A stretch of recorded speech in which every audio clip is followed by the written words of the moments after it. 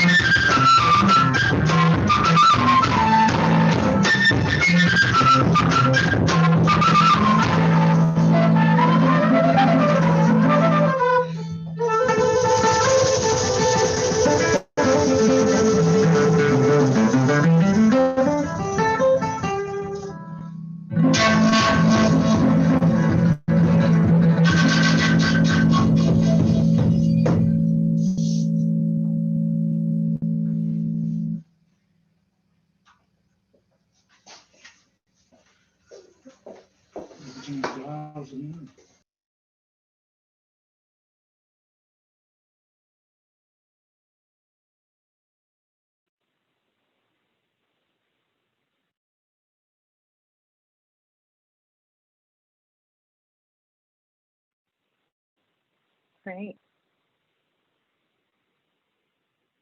Felipe, you might be on mute. Thank you, Yalitza. Thank you. Good evening. Let me start over. Good evening. Buenas tardes todos. Thank you again for joining our Women's of Alpha 2020. Today is a very special event where we going to celebrate and celebrate Women's of Alpha. And we want to thank again Apo Inca for getting this started. So today, as we're speaking, is a very special event, and it happened to fall on October 29th, and happens to be Latina Equal Pay Day. So this morning, I saw this and I say we need to add this to our event, because why is happen to be 10/29 Latina Equal Pay Day? Because today is the 303rd day of the year, and that basically says that Latinas need to work 303 more days a year in order to make the same amount of money of a non-Hispanic man. So women, Latina women in the US are over 28 million right now, or 8.27%. And this is, it's hard to believe that Latinas need to work twice as hard to basically take home the same paycheck. That's why Alpha is it makes it more important to have this our signature event for Women's of Alpha to kind of spread the message of our Latina leaders in our community. And today, our Latina leaders will share amazing stories of ingenuity and perseverance and how the power of knowing impacted their careers. So let's share the message, because right now, there's 1 in 3 Americans only know that this gap exists. So let's make a change and make a difference. I want to thank you again for being here today. With that said, I want to introduce our event manager, Yelitza Thomas. She'll be presenting and continue with the event. Thank you, Yelitza. Oh, one last thing. Great, thank you. One last thing real quick. Almost forgot. It's very important that I need to highlight our sponsors, because without their support, we couldn't do what we do with Alpha and impacting our community. So I want to thank all our partners for helping us make this happen. So thank you again for this. Go ahead, Jalisca. Great, thank you. Thank you, Felipe. Well, I want to just give you all a very warm welcome for joining us this evening. So hello and welcome to our 2020 Women of Alpha Soiree.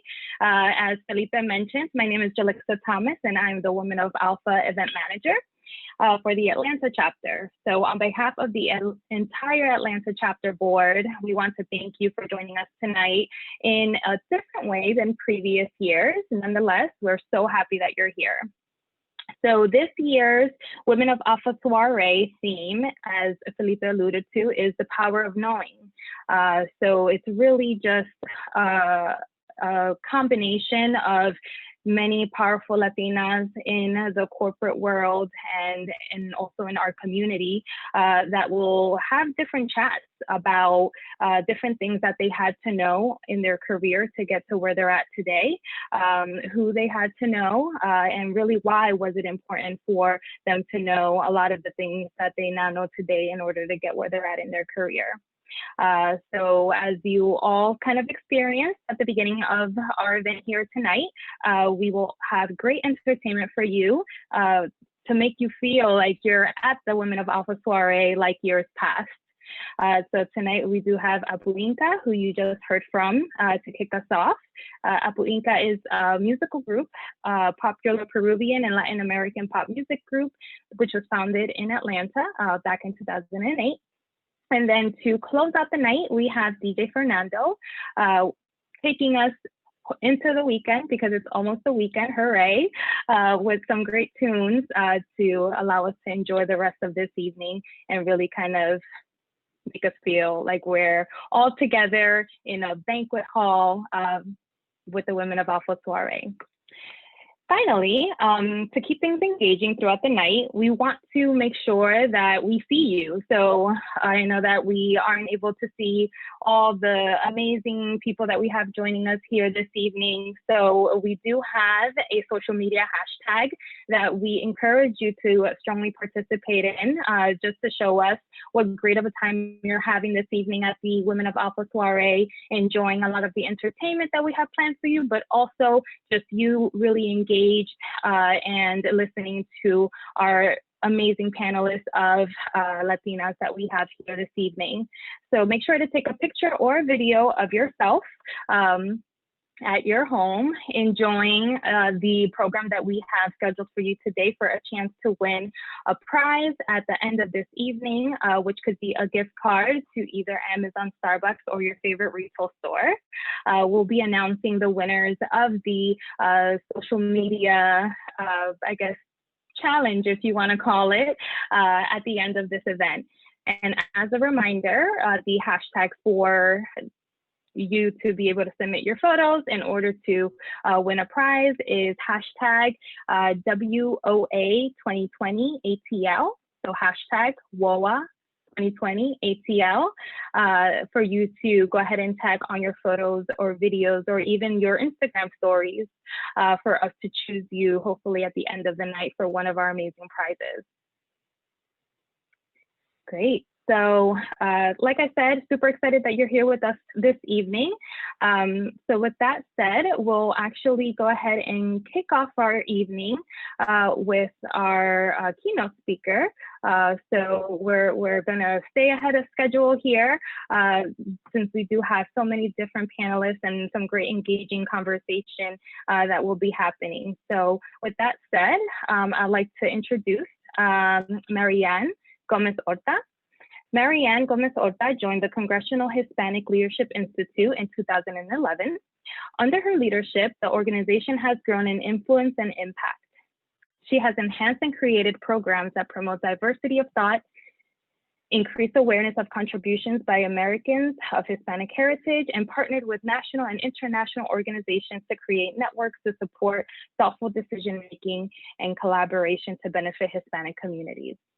She is a former corporate marketing manager with Coors Brewing Company and McDonald's Corporation, and an alliance development consultant for the Pharmaceutical Research and Manufacturers of America.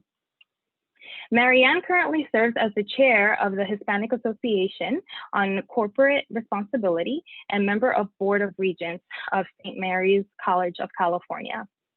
She is a former board member of the University of the Pacific Alumni Association, Public Relations Society of America, and also former president of the Chicano Latino Youth Leadership Project. She earned a BA in Communications at the University of the Pacific in Stockton, California, and an MBA at St. Mary's College in Moraga, California.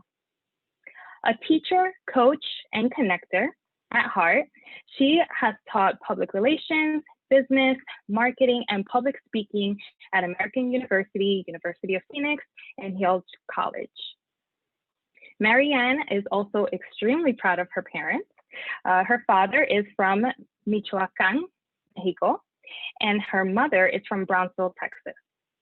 They raised 5 children while working in the fields of California's Central Valley and encouraged and watched all of their 5 children earn undergraduate degrees, and 2 went on to obtain master's degrees. So with that said, please join me in welcoming Marianne Gomez-Horta. Buenas noches, good evening. Thank you so much. First, I want to start with a thank you to all of you, and a thank you as well to the sponsors for making this evening possible. You know, after years of working in public relations and corporate marketing for Coors Brewing Company, McDonald's, and the Pharmaceutical Association, I was in Northern California in 2008 and out of a job. Within 1 year, I secured a job in Washington, D.C. in the area that I wanted. 2 years later, I was hired by the Congressional Hispanic Leadership Institute. How did I do that? Well, that's why I'm here to tell you. My name is Marianne Gomez-Horta, President and CEO of the Congressional Hispanic Leadership Institute, known as Chile. And I'm here to share with you how I got a dream opportunity because of who I know, and more importantly, who knows me. In alignment with our topic tonight and theme of knowing, I'm going to share with you some tips all around who needs to know you, who you need to know, and how to get known. So again, let's get started. So because of the degrees that you have worked so hard to earn and the work that you have done, although it's all great, but it's not always going to get you to the next level or the highest level of your potential. What will get you there sometimes is also knowing certain people or making sure that they know you. So first, a little bit of background on myself. I'm not going to repeat what was already said, but I did want to do a special shout out to my family. In particular, I was mentioned my parents, who have a 3rd grade education, one from Mexico and one from Brownsville, Texas. Although I can see you, go ahead and chime in the chat if you're from Mexico or from Texas. Would love to see the engagement. I point that out because although they didn't have a higher education, we had the opportunity to go beyond what they did. And that's really important among us Latinas, is really supporting our family, our kids, you know, our nephews and nieces, and making sure that they have a higher education and that we promote them in anything else that they wish to do. And because of my parents' understanding and commitment to education, as was mentioned, I and another sister have a master's degree, and we're, the unofficial college advisors and financial aid advisors for all of the rest of the family. Even my mom's gotten into being an advisor now. So I share this because one, I'm proud of my parents and my family and my siblings, but in particular to share that I accepted this invitation because I know it's up to us collectively to help each other. As we're here, as we're moving on. And it's also part of our responsibility to kind of continue on and move it forward. I'm hopeful that you leave here with a sense of community, a sense of pride, lots of Latina power, with a lot of brand new connections with friends that you are just waiting to meet tonight. And again, I want to thank Felipe for the introduction specifically to Latina Equal Pay Day. What a phenomenal opportunity to be here together on this evening. So first, who you need to know. Some of the ladies that are following up here with different discussions, I bet they have some other additional tips as well. But let me start with people in the headquarters office. If you don't work in a headquarters office, then get to know some people who work there. It's kind of that thinking like out of sight, out of mind. If they don't know about you, they don't know about your great work, you may be missing out on an opportunity or a special project or even a promotion. As an example, when I worked in the regional office in Northern California for McDonald's, I took the time to make sure that I volunteered to lead the Western Division's ethnic marketing team. Why? One, I wanted the rest of the team to see the diversity of my experience, and I didn't know just Hispanic marketing. I also knew how to tap into other ethnic markets and other sub markets in the marketplace. So when I needed to get in contact with somebody at headquarters, they already knew me. They knew either something about me or my work, or they had actually worked with me. It really helped me out a lot because when I got stuck on something, I could give them a call. When they need advice at something about the Western region, they reached out to me as well. So it really helped a lot during that time. It may also be an opportunity if you find yourself in a situation where the company is reorganizing or restructuring. There's nothing like knowing some people at the headquarters level who might be really helpful during that time. Second is, do you know your boss's boss? Now that might sound kind of weird sometimes. And I don't mean like know your boss's boss to go around your boss. I mean like just getting to know your boss's boss, right? It's an opportunity for you to make sure that they see what you're doing. It's also a great opportunity to get to know the boss's boss. You never know what's going to happen to your boss. If your boss is really awesome, she's going to be promoted or he's going to be promoted. And you never know if that opens an opportunity for you. So take the time to get to know your boss's boss. The third is, do you know the administrative staff and of your boss and your boss's boss? Again, people sometimes overlook the critical staff that works around the people in the different offices of the C-suite or the vice presidents or the ones that are running a different business unit. It's really important to make sure that we are really inviting and inclusive, and that we open our hearts and our conversations with people in all aspects of the company. But in particular, people who are supporting bosses, just like if you are doing that as well, because I know I still do that with my chairman and others that I work with, it's important because I know the value of that relationship. And I know how to be able to manage who my chairman needs to see, just like I did in other jobs as well. So I always take the time to make sure that I know the valuable staff around some of those key positions and some of those key officers. Another is, some of you may be in some big companies, some of you may be in some smaller companies. If you are in a bigger company, consider joining an employee resource group. If you don't have one, and if you are in a situation where you can create one or join the women's employee resource group, consider that as well. You could also join one of the other groups so that you can kind of learn a little bit about how to do that. And then you can go ahead and start your own group. And why does that matter? You know, a lot of times in those different groups, you get to really learn a lot about what's going on in the company.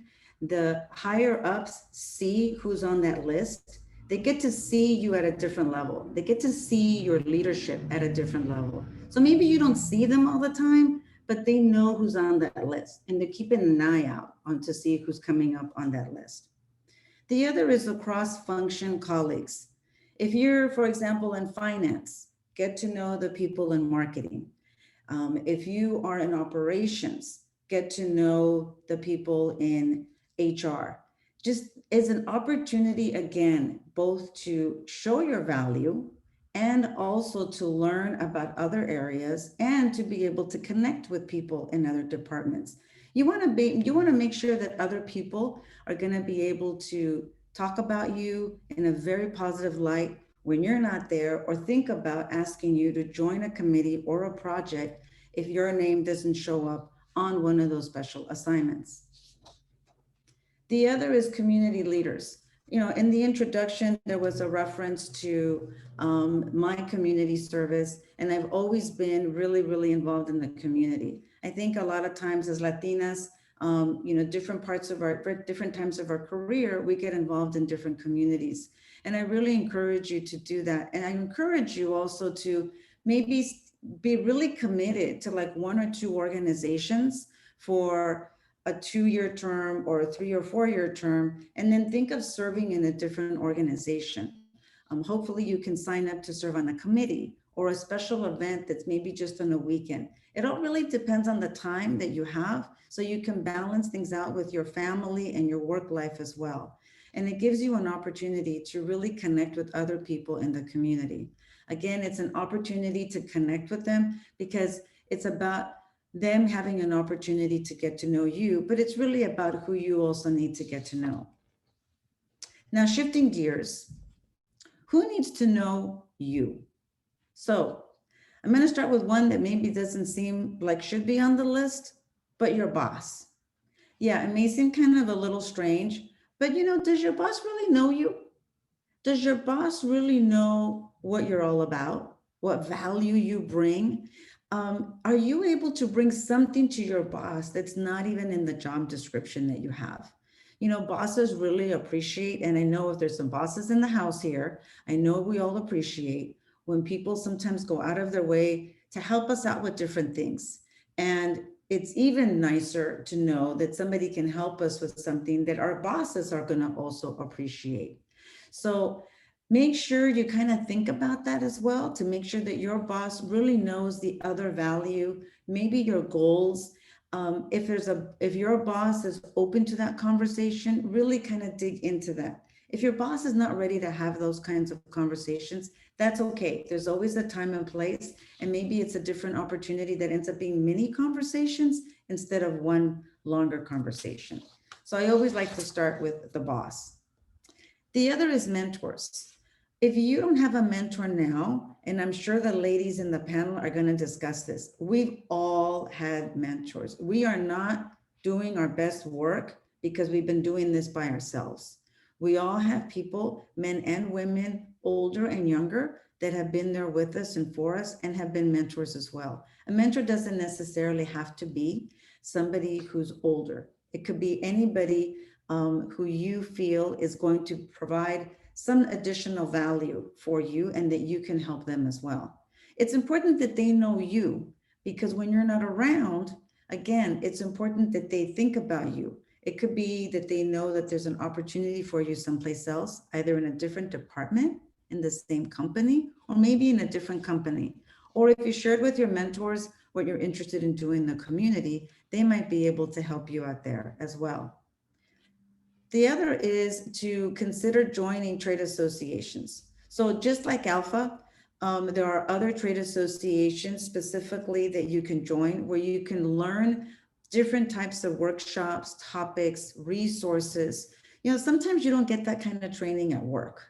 And sometimes if you sign up for some leadership training, you know, depending on the company, they may not provide it for that level. They may not provide that budget that you need to attend certain activities. So consider what you can do And if your company can help you, that would be awesome. So consider what you can do with the different trade associations, because those are, again, other people who are going to be seeing you in a completely different light and who are going to appreciate your value. One of the organizations specifically that I encourage people to join, that I've joined and I'm still really involved in, is a Chamber of Commerce. The reason I say that is because it gives you a mix and a depth and a breadth of getting to know people from different backgrounds that you normally wouldn't have met if you were only in that one particular organization. So consider that it's an opportunity to get to meet people from different places. You know, it's kind of like, it kind of adds to those, you know, awkward first time introductions and what you say at cocktail parties. It's really helpful to know a little bit about different topics. And you learn that by being at a Chamber of Commerce where there's different people, both small businesses, entrepreneurs, medium-sized companies, and major corporations. And before I go into the last section here of how to get that known and how to get more in your leadership toolkit, keep in mind that there's a time for questions. So if you want to go ahead and start putting in some questions or some comments, please do so. I would greatly appreciate that. The last few tips that I have is, as mentioned, is really get involved in the community. And I have a particular story here for you. Is when I was at Coors Brewing Company, I was in the marketing department. And I decided I was going to be involved with the American Heart Association. Beer and heart association don't usually kind of go together, right? But I did it because I had a little brother who died at the age of 3 from heart disease. My mom and dad were convinced, because they were farm workers, they did not have the opportunity to really understand what was going on with my little brother. And they didn't really know what to ask, and they didn't speak English very well. My dad to this day doesn't speak English, and my mom's has a very good command of English after so many years of raising her kids. But at that time, they really didn't know what really happened with their son. And so as I got older, I decided I'm going to get involved with the Heart Association. I'm going to get on those Latino committees. I'm going to work with bilingual media, and I really want to help with that. It was always really awkward when they had the directory and they had these doctors and cardiologists and specialists from Stanford and people in the community. And then there's Marianne from Coors Brewing Company. But that's what I wanted to do. And I did that on my own time. Yes, I told my boss that it was kind of awkward, but she was very supportive and she understood. I did that because I wanted to be able to be helpful. I also learned a lot.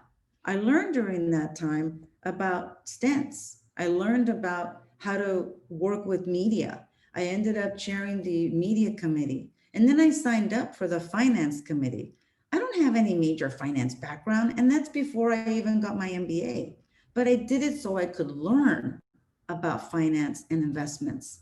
So I wasn't going to be doing that on my job, but I knew that my job at McDonald's wasn't going to be forever. I knew that my jobs at Coors Brewing Company wasn't going to be forever. And what I really wanted to do was be more involved in the community. So I purposely sat on those committees at the community level so I could learn. And that has really helped me out a lot, even to this day. One of the other tips is to think like a manager and not an employee. You know, managers, directors think strategically and are visionary and are forward thinking. Most employees kind of wait to be told what to do and or how to do it. But, you know, this group, you're all leaders, regardless of what your title is. So think bigger and think bolder. When you have an opportunity, be able to speak up and share that with people so that they know that you're there, that you have these ideas, that you're contributing, and that you're thinking strategically. The other is be a problem solver. So I know that our chairman of the nonprofit that I lead loves problem solvers.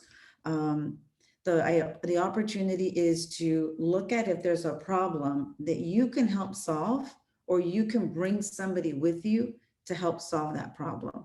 It may not necessarily be part of your scope of work, part of your job description, but again, we want people to get to know you out of that regular environment. And we want people to see you shine.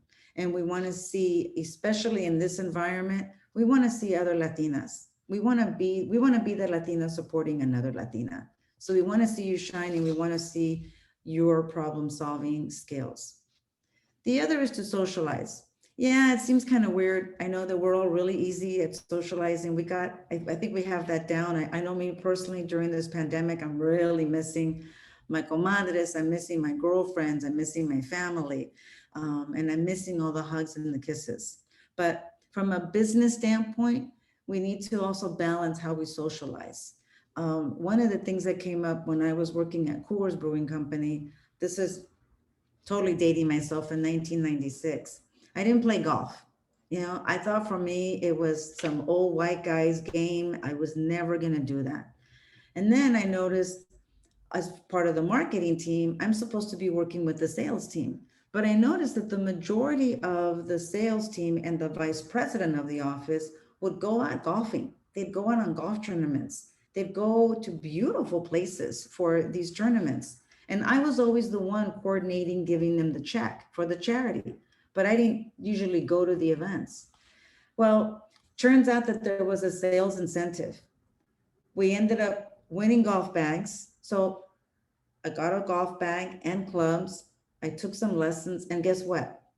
I ended up playing golf with the vice president and the top salespeople. My boss didn't play golf. She still doesn't play golf, who was my boss at the time. But I got such great insights from being with the vice president and the salespeople because I was interested in golf. I didn't pretend that I didn't know what I didn't know. I just said, hey, I'm starting out. I'm loving this game. They actually helped me out with some tips, but I learned so much about sales. I learned what was going on in the company. And at the same time, they kind of appreciated having a woman in the group and being able to invite other women in the group. A lot of times it's not that we're not invited, it's that we assume that they don't want us to go. And so we kind of, leave ourselves out. So if they're not inviting you to some of the social activities, by all means, figure out how to invite yourself and be there. One of the other tips is to keep up with the business, keep up with the news of the business. So, I keep my Oprah magazine. I'm sure some of us get our People in Espanol magazine, but you need to keep up with the business news and make sure that you know what's going on in the industry. Keep up with what's going on, for example, in some of the other alpha chapters. After you meet all the other women today, find out what else they're doing and where they're all connected. It's important to stay on top of the business issues so that you incorporate that in the conversations at work and also outside of work. One of the easiest ways to do that is to set up a Google alert, is make sure that you've got either yourself, your boss, anybody else, the CEO in the company. It's so much better if you get information from the Wall Street Journal, Forbes or Fortune, or the trade publication versus finding something out on an email from somebody else. So, I went through a lot of different things to kind of give you some perspective on what you need to know, who needs to know you, and how you can add to that. It's also important to consider how we do that for each other, right? Not just for myself, but how I can contribute to everybody else in this room and consider ourselves part of that community. So going back to the beginning, when I didn't have a job, I spent 1 year focusing and following up with people in my network across the country. I would follow up with people on a daily basis via phone, via email. I also reached out to people who had previously offered me a job or had tapped me on the shoulder and asked me if I would consider something. At that time before, I didn't think about it because I wasn't ready to leave California. But now that I found myself unemployed and in a personal tough year, I decided to reach out to all of these people. What was amazing to me was I found out about an opportunity in Washington, D.C. from one of the women who I had worked with while I was at Pharma. And she had told me then, I'll never forget, we were at a hotel lobby.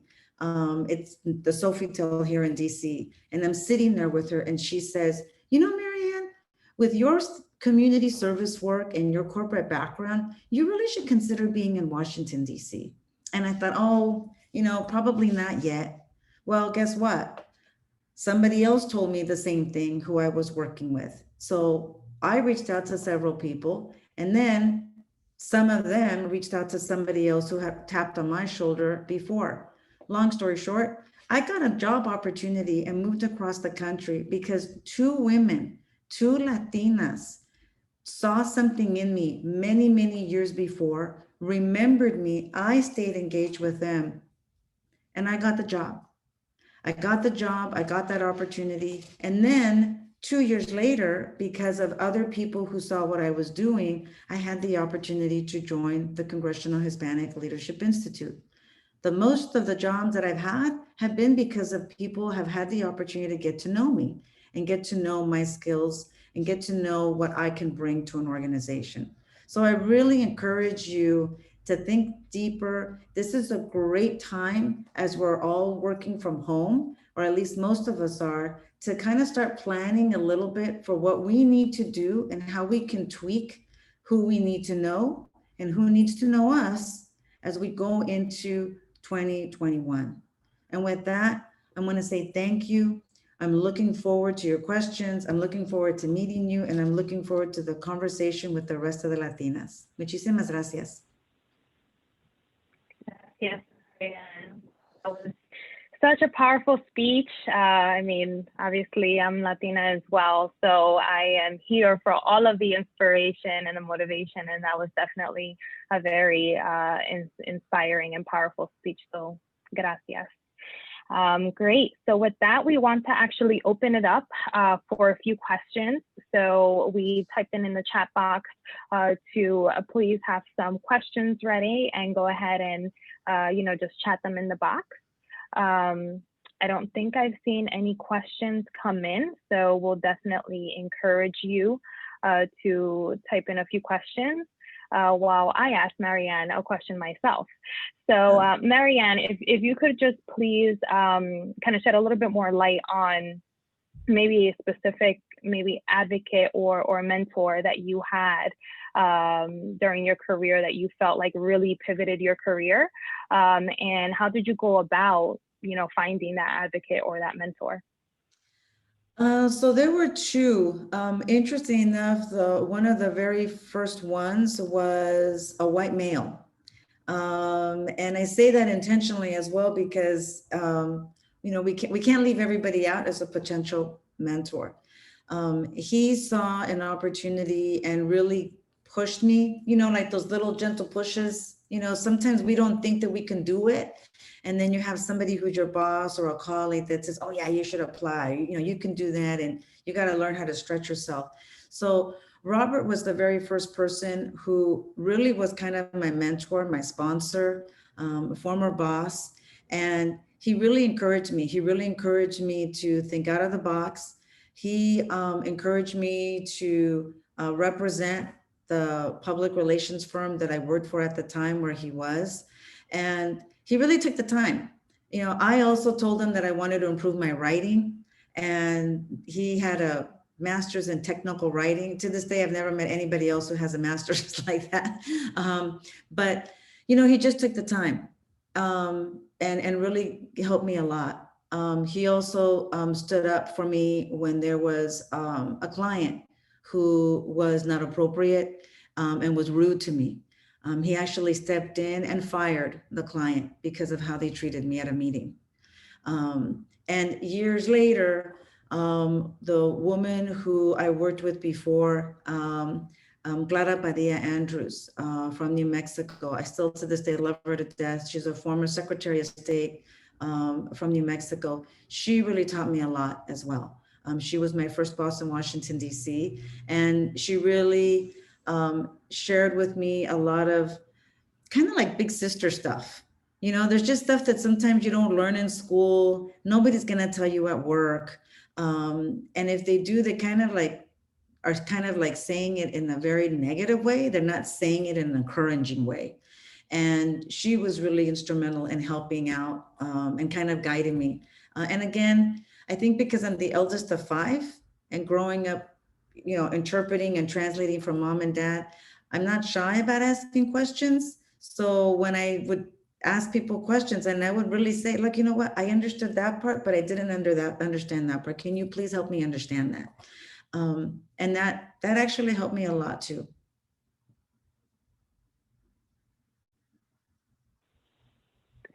Awesome. Thank you so much for that. So we have another question here in the chat.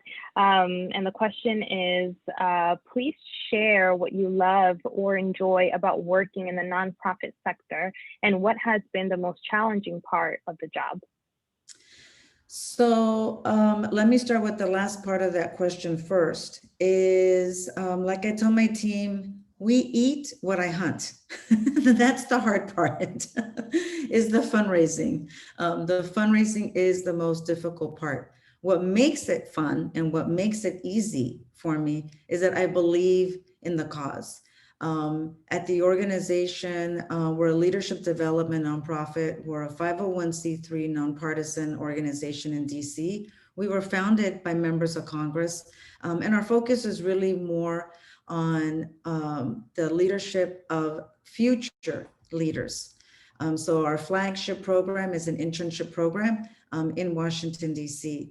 I really like the nonprofit sector because unlike other sectors, you really get an opportunity to kind of dove into different aspects. So if you're the kind of person that likes, like me, that likes to be involved in different things and wants to meet people with different backgrounds, consider being involved at a high level, a CEO of a nonprofit.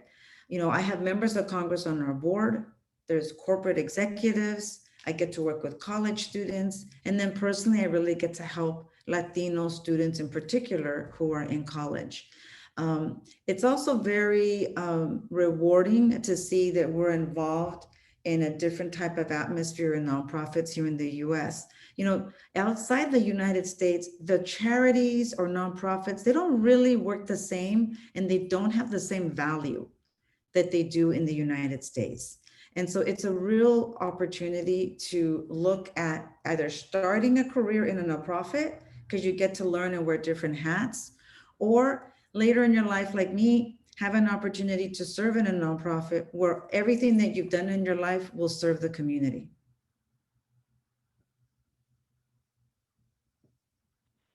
Great. And on that same note, talking about, serving in your community and then also, still having, a corporate career while also balancing, family life. If there was one piece of advice that you could give other Latinas also trying to do the same with balancing and kind of juggling, multiple priorities, what's the one advice that you would give for a Latina trying to juggle both, or all three, right? Being involved in their community, their corporate career, and then family life. So my advice is don't plan and be hard on yourself that all three of those things have to be done within the same 24 hours in a day. We all have the same 24 hours in a day.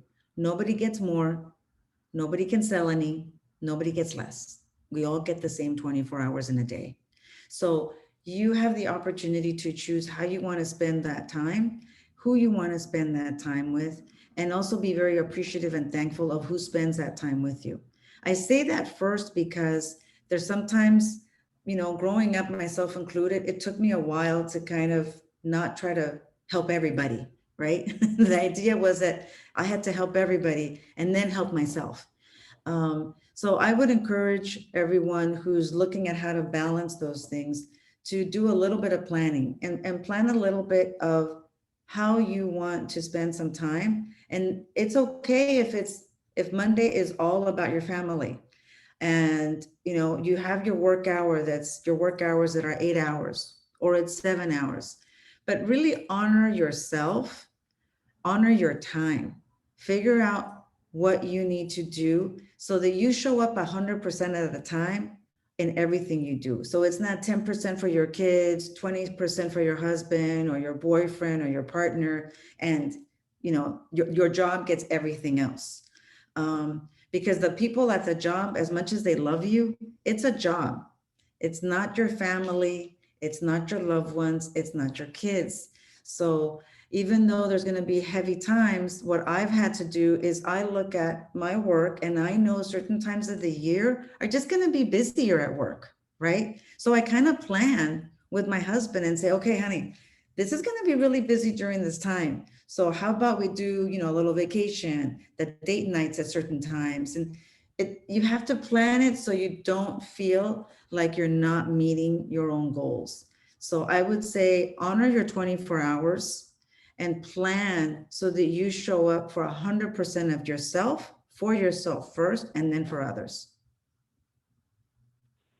Amazing.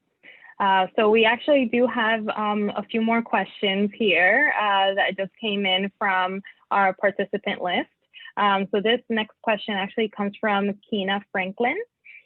So her question is, what is the best way to approach the people we need to know? For instance, request time on the calendar, go to lunch. What is the best way to get time with them? So a couple of different things, depending on the level of a relationship you already have with that person.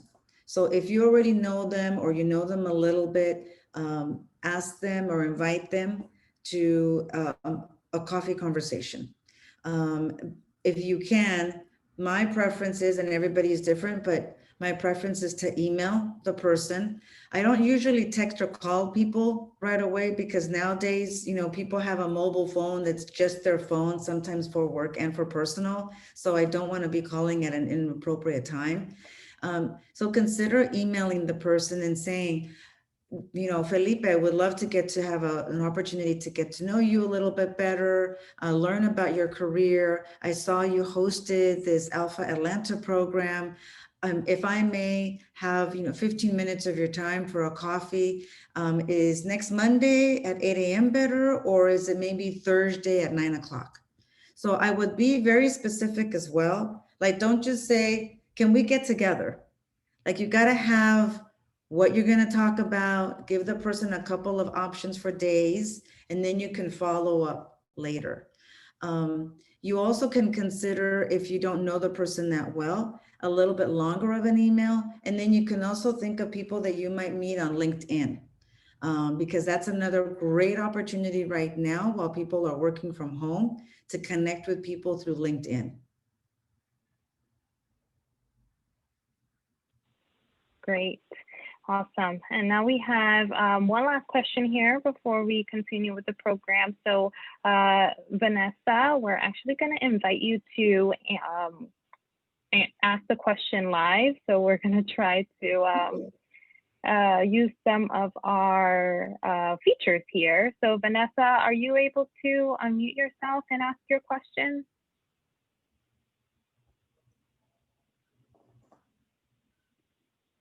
No. Okay. All right. Well, we'll try it next time. So Vanessa's question is, as a Latina in financial services, in industry dominated by men, how do I advocate for myself and prove that I belong? Oh, awesome. So working at Coors Brewing Company and McDonald's was very much male dominated. And a couple of things that I did that worked for me was one is, and this may sound weird, but one, dress appropriate. So we want to make sure that we're dressing to go to work, that we're not going to go to hang out with a bunch of friends, that it's like a weekend thing. Dress appropriate, because in the environment where it's mainly men, they notice all kinds of details. And sometimes there's details that they don't need to know about. So make sure that you dress appropriate and accordingly for the job. Two, make sure that you have your numbers. So in a very male dominated industry, and especially in financial services, I would gather that you're surrounded by numbers, right? And so make sure that you know your numbers. So what impresses the men at work in male dominated environments, and I learned this whether you're in the finance department, the controller, the accountant, marketing, operations. If you're in the business sector of things, it's important to know what the goals are, how you are doing to reach those goals, and that you can articulate that well so that you can be respected by the men who are also talking numbers. The other is to make sure that you don't work with them as if you're their assistant. Now, some men are really good about these and some are just plain old jerks. I'll be very honest with you. So some of them value you as a team player and as an equal at the table. Others see you as, oh, you're the one that's going to get me the coffee. You're the one that's going to take notes for the group. Well, if you can, show up to the meeting without a notebook and a pen. Don't be taking their notes. They can take their own darn notes. You check your phone, you do whatever you need to do, you have your information, but don't be taking notes for them. The other is, if you're gonna get coffee, if you're gonna get something else, go ahead and do it for yourself. Now, it may seem kind of rude that you're not gonna offer, but that's what we kind of tend to do as well as Latinas. Primero ofrecemos a todo el mundo, ¿verdad? Because that's what we normally do. But again, kind of set boundaries so that they know that you're an equal. The other is practice strong action verbs. A lot of times women will say, well, I'm not sure if this is going to work, or I'm not sure, or just in case, or so minimize those little pre-disclaimers and really practice on your pronunciation and your sentence structure and what you're going to say in meetings so that it's solid, it lands. It, based on my experience, I've noticed that women in this age group don't always ask for information on wealth planning, or not, or maybe as familiar as with some of the options that they may have in a 401k.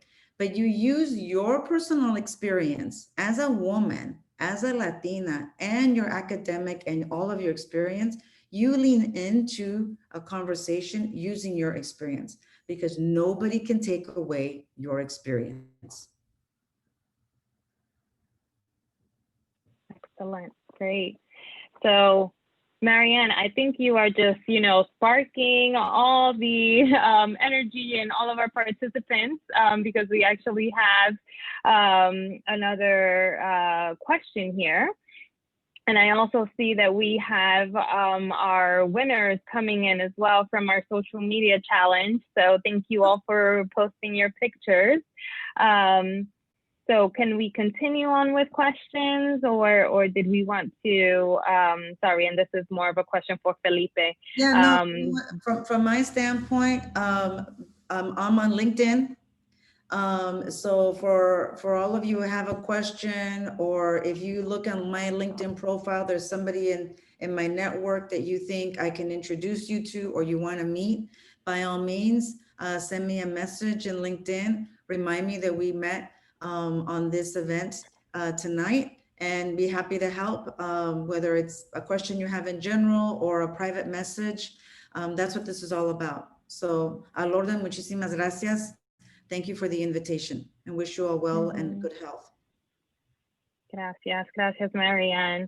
And we're not losing sight of your questions either for our participants here. We are going to try to leave some time at the end to still answer everyone's questions, because I think it's great dialogue that we're having here, especially within, Latinas and Latina Equal Pay Day, which I think is like very important conversation to have. Great. So now we have Apuinka back on to give us some entertainment. Feel free to take a little break to go grab a drink, grab some water, grab a cafecito. We all like to have our cafecito at all different hours of the night and the day. And then we'll be back shortly at 7 o'clock for our first fireside chat. Apuinka, over to you.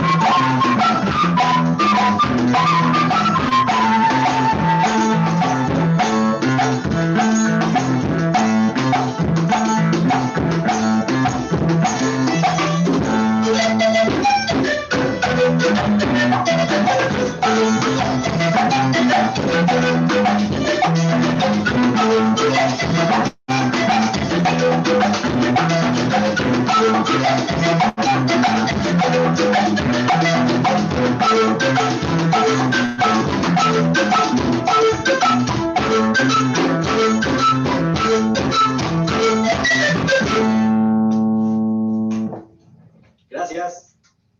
Ya volvemos.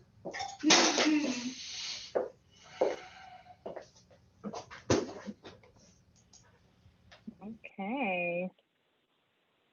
Great. Thank you so much, Apulinka. So in the last few minutes that we have here until we kick off our first fireside chat, we want to congratulate our first winner. So it's Black Beauty 365. We want to congratulate you on being our first winner of our social media challenge. Be sure to email the WOA account, so woa@atlanta.alpha.org, for your chance to receive your gift card to either Amazon, Starbucks, or Best Buy. Those are all some really, really great stores. So I know I could use a gift card myself. So be sure to email our WOA account to make sure that you get your gift card. Great.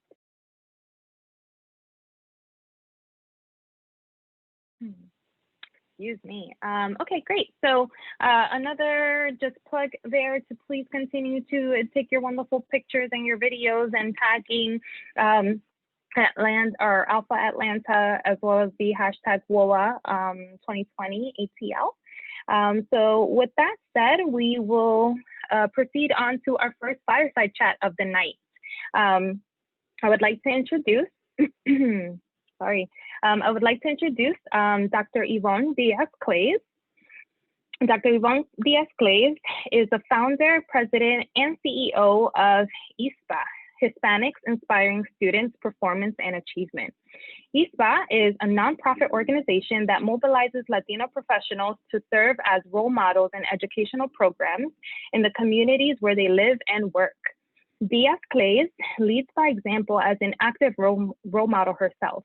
She started her journey story nationwide with over 10,000 of students and over 70 companies, including AT&T, BMS, Educational Testing Services, Novartis, Merck, Microsoft, UPS, Verizon, and Wells Fargo, among many, many others.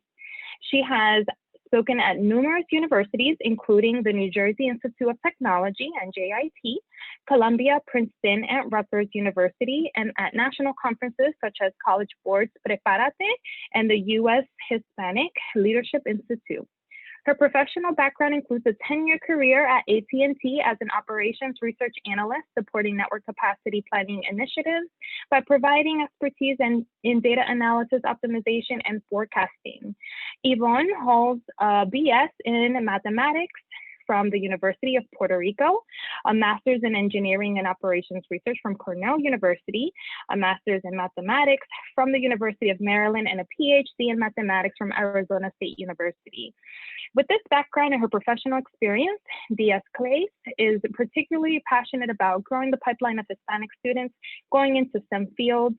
She is also fluent in English and Spanish and is a highly skilled lecturer and motivational speaker. So on to Maricel Vasquez.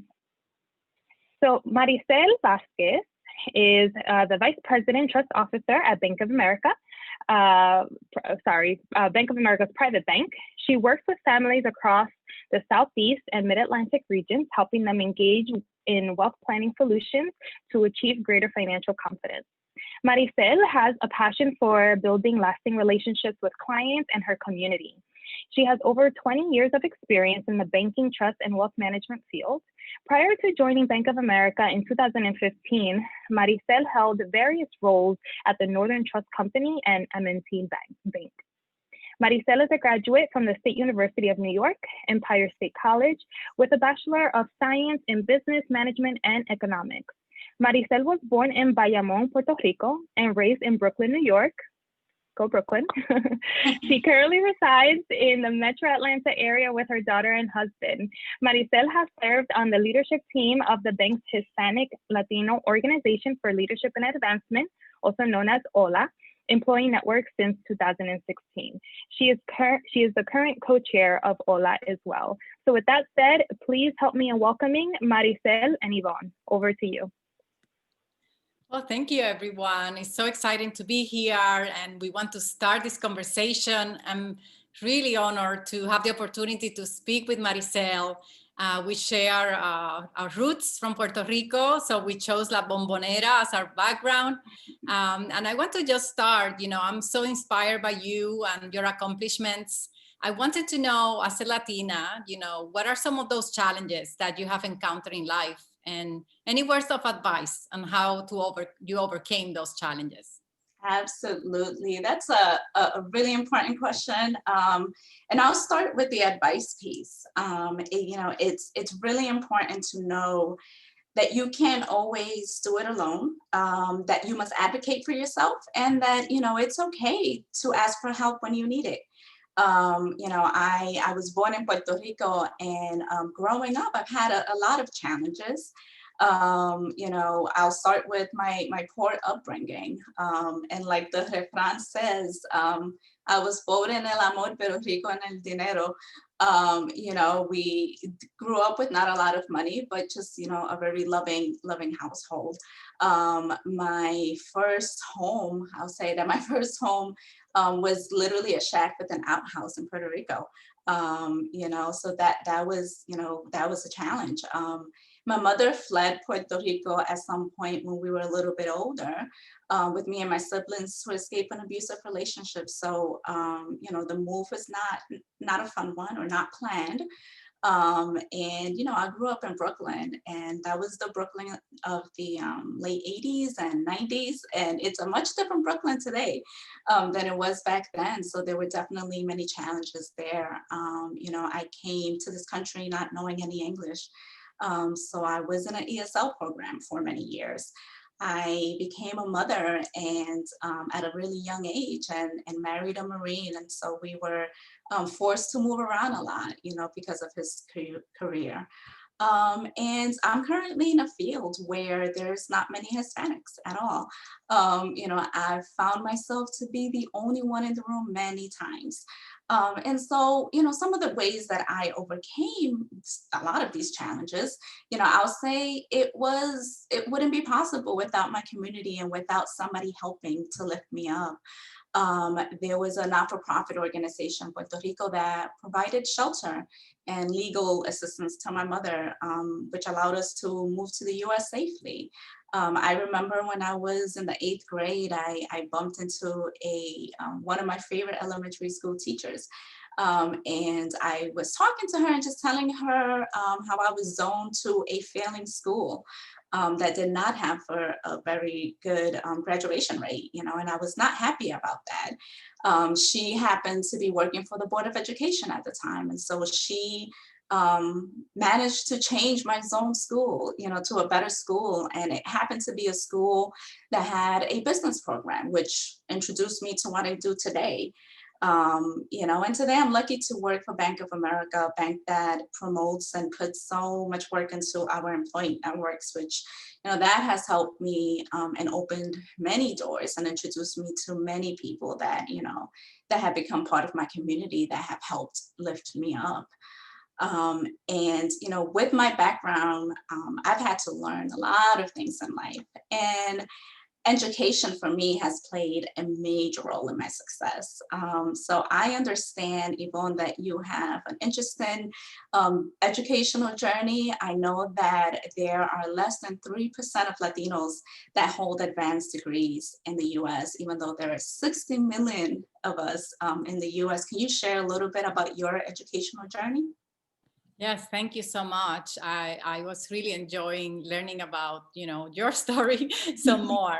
But definitely, I also grew up in Puerto Rico, and there were certain things that happened along the way. And I think the lessons that I learned about, the power of knowing is the importance of role models, right? At every stage of our educational journey and our careers. So definitely remember growing up in Puerto Rico and starting to have this passion for mathematics, something that wasn't kind of expected of me.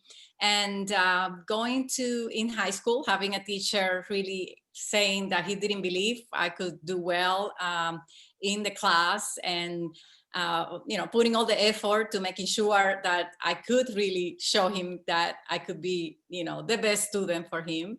And later on, and for myself, and later on at the university, also, when I started to set the goal of potentially getting a PhD in mathematics, there was not a lot of role models, people that were from Puerto Rico. Actually, my professors were from all over the world, but Puerto Rico.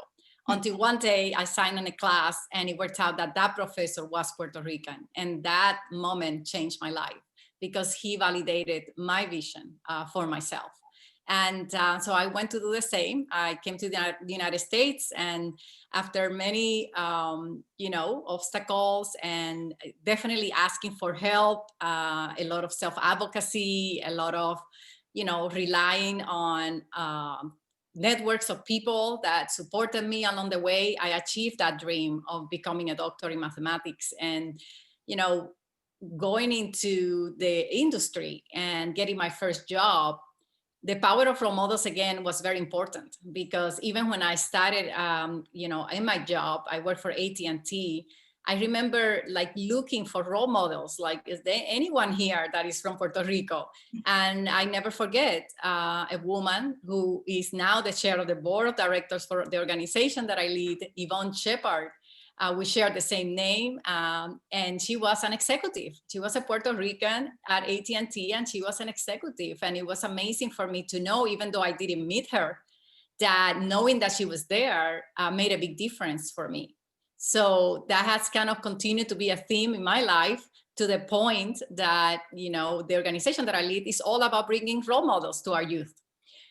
So definitely role models, and, making sure that we know that we can overcome any kind of limitations people put on us. I think that that's really part of the power of knowing that I want to share tonight, that in every stage of your life, you might encounter people that don't believe you have certain capabilities, and it's okay. The important thing is that you continue forward, that you continue to develop, to find opportunities in the work environment as part of ALPFA or other professional organizations, that you give back to your community and you continue to evolve, to develop your skills, and you will go as far as you decide you want to go. So with that, I want to now continue the conversation and ask you, you mentioned that you don't see many Hispanics in your field. How did you become a trust officer at a bank, and how did you learn about that role? Yeah, so it was during an internship in high school, actually. I participated in a co-op education program, and this is the same high school that, my elementary school teacher helped me get into. And it was a program that allowed for seniors that were in good standing to go to school one full week and then work another full week. And so we would alternate weeks between work and school. And the program matched me with a company in New York, US Trust, which now happens to be part of Bank of America. And I worked in the operations department, so it was an entry-level position. And after my internship, the managing director of the office, he saw something in me, and he offered me a full-time position. And I decided, that I would work during the day with US Trust and help pay for college. And then I went to school at night. And I've been in the field now for over 20 years. And when I sit back and I think about it, and, I'm like, wow, I went from where I came from to then have an opportunity for an internship in this place in operations. And now I'm literally managing the administration of hundreds of millions of dollars in trust and investment accounts. So when I sit back and I think about the progress, sometimes I can't believe it, but I know that I had so much help and I worked really hard to get there. So today I'm helping individuals and families with, their wealth structuring needs. And at the end of the day, my goal is to make sure that my clients feel financial confident. And so, that's meeting with them, I'm reviewing their finances, that type of stuff. I sit back and I think about how did I end up here? And I never heard of this field. I never heard of a trust account. Those are not things that were part of my vocabulary at home. We didn't sit around and talk about estate planning or about money at all, or generational wealth, all the things that today I'm helping my clients with. So, I would give as another piece of advice to everyone listening that, it's really important to know about the opportunities that are out there. And sometimes you might find things because you volunteer for something. And sometimes you're a part of a program, or sometimes you know someone, but there are things that happen to us that really opens the door for the future. That's how I ended up being a trust officer. And Yvonne, you mentioned that you worked for AT&T for 10 years. So could you please tell me a little bit more about your career in the corporate world and what did you learn throughout that part of your journey? Yeah, well, thank you. Yeah, for sure. And when you were talking about your internship, it reminded me of, how I actually came to the United States. When did I have the first opportunity to have my first job? And it was an internship. And it was an internship with AT&T in my junior year in college. So obviously, we all know, we have seen firsthand the power of those opportunities. So for all of us that are in the positions to open doors for internships do change lives. So yeah, the same thing, I study mathematics and going into the corporate world and learning about all the technical concepts, the engineering aspects. The good thing is that behind every engineer, there's a good mathematician. So I was lucky that way, but there was a big learning curve. And I would never forget my the second day at work. I was in a building that is a very famous building, AT&T Labs in Homedale, New Jersey. And there's about 6,000 people there. And I remember being so intimidated to go to the cafeteria and get my lunch. And I got the courage, went for lunch, and I just walked into the cafeteria. And all of a sudden, I heard people speaking Spanish. And these individuals were really starting one of the first employee resource groups in corporate America. So this is 30 years ago.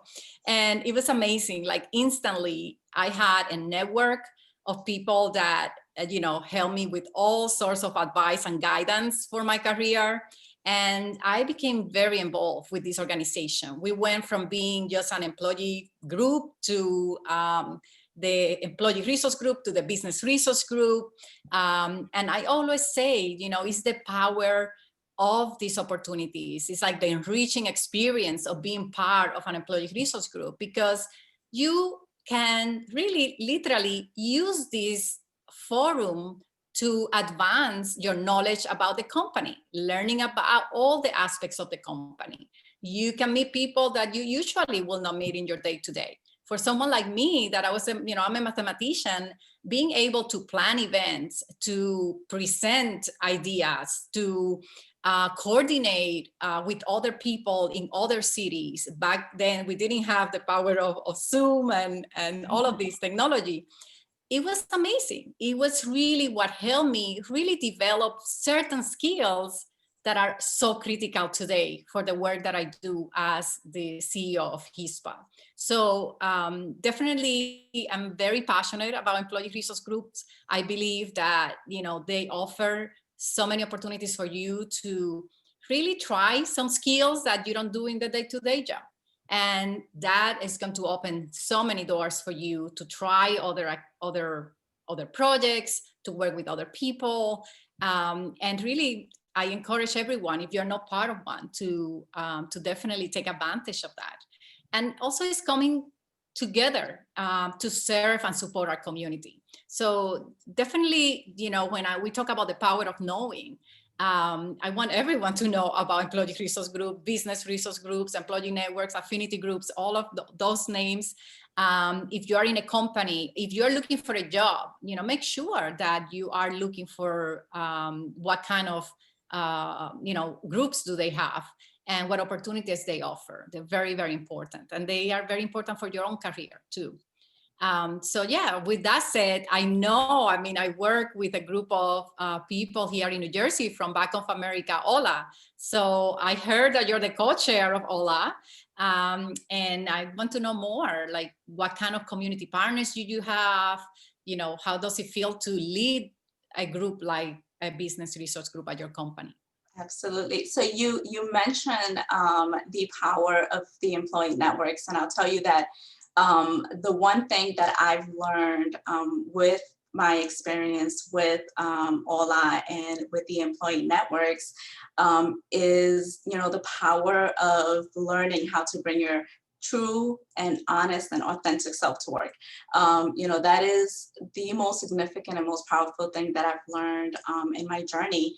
And, Yvonne, as a Latina and a fellow Boricua, you know that we are very proud and loud people. But, sometimes at work, we just feel like we just need to be different. I heard a study that found that 76% of US Hispanics feel that they have to pretend to be somebody that they're not in the workplace. And that's sad, but it's true. I know for me, I struggled with that for a long time. It was the fact that I'm usually the only Latina in the room. And so you tend to feel insecure and afraid to be different and to stand out.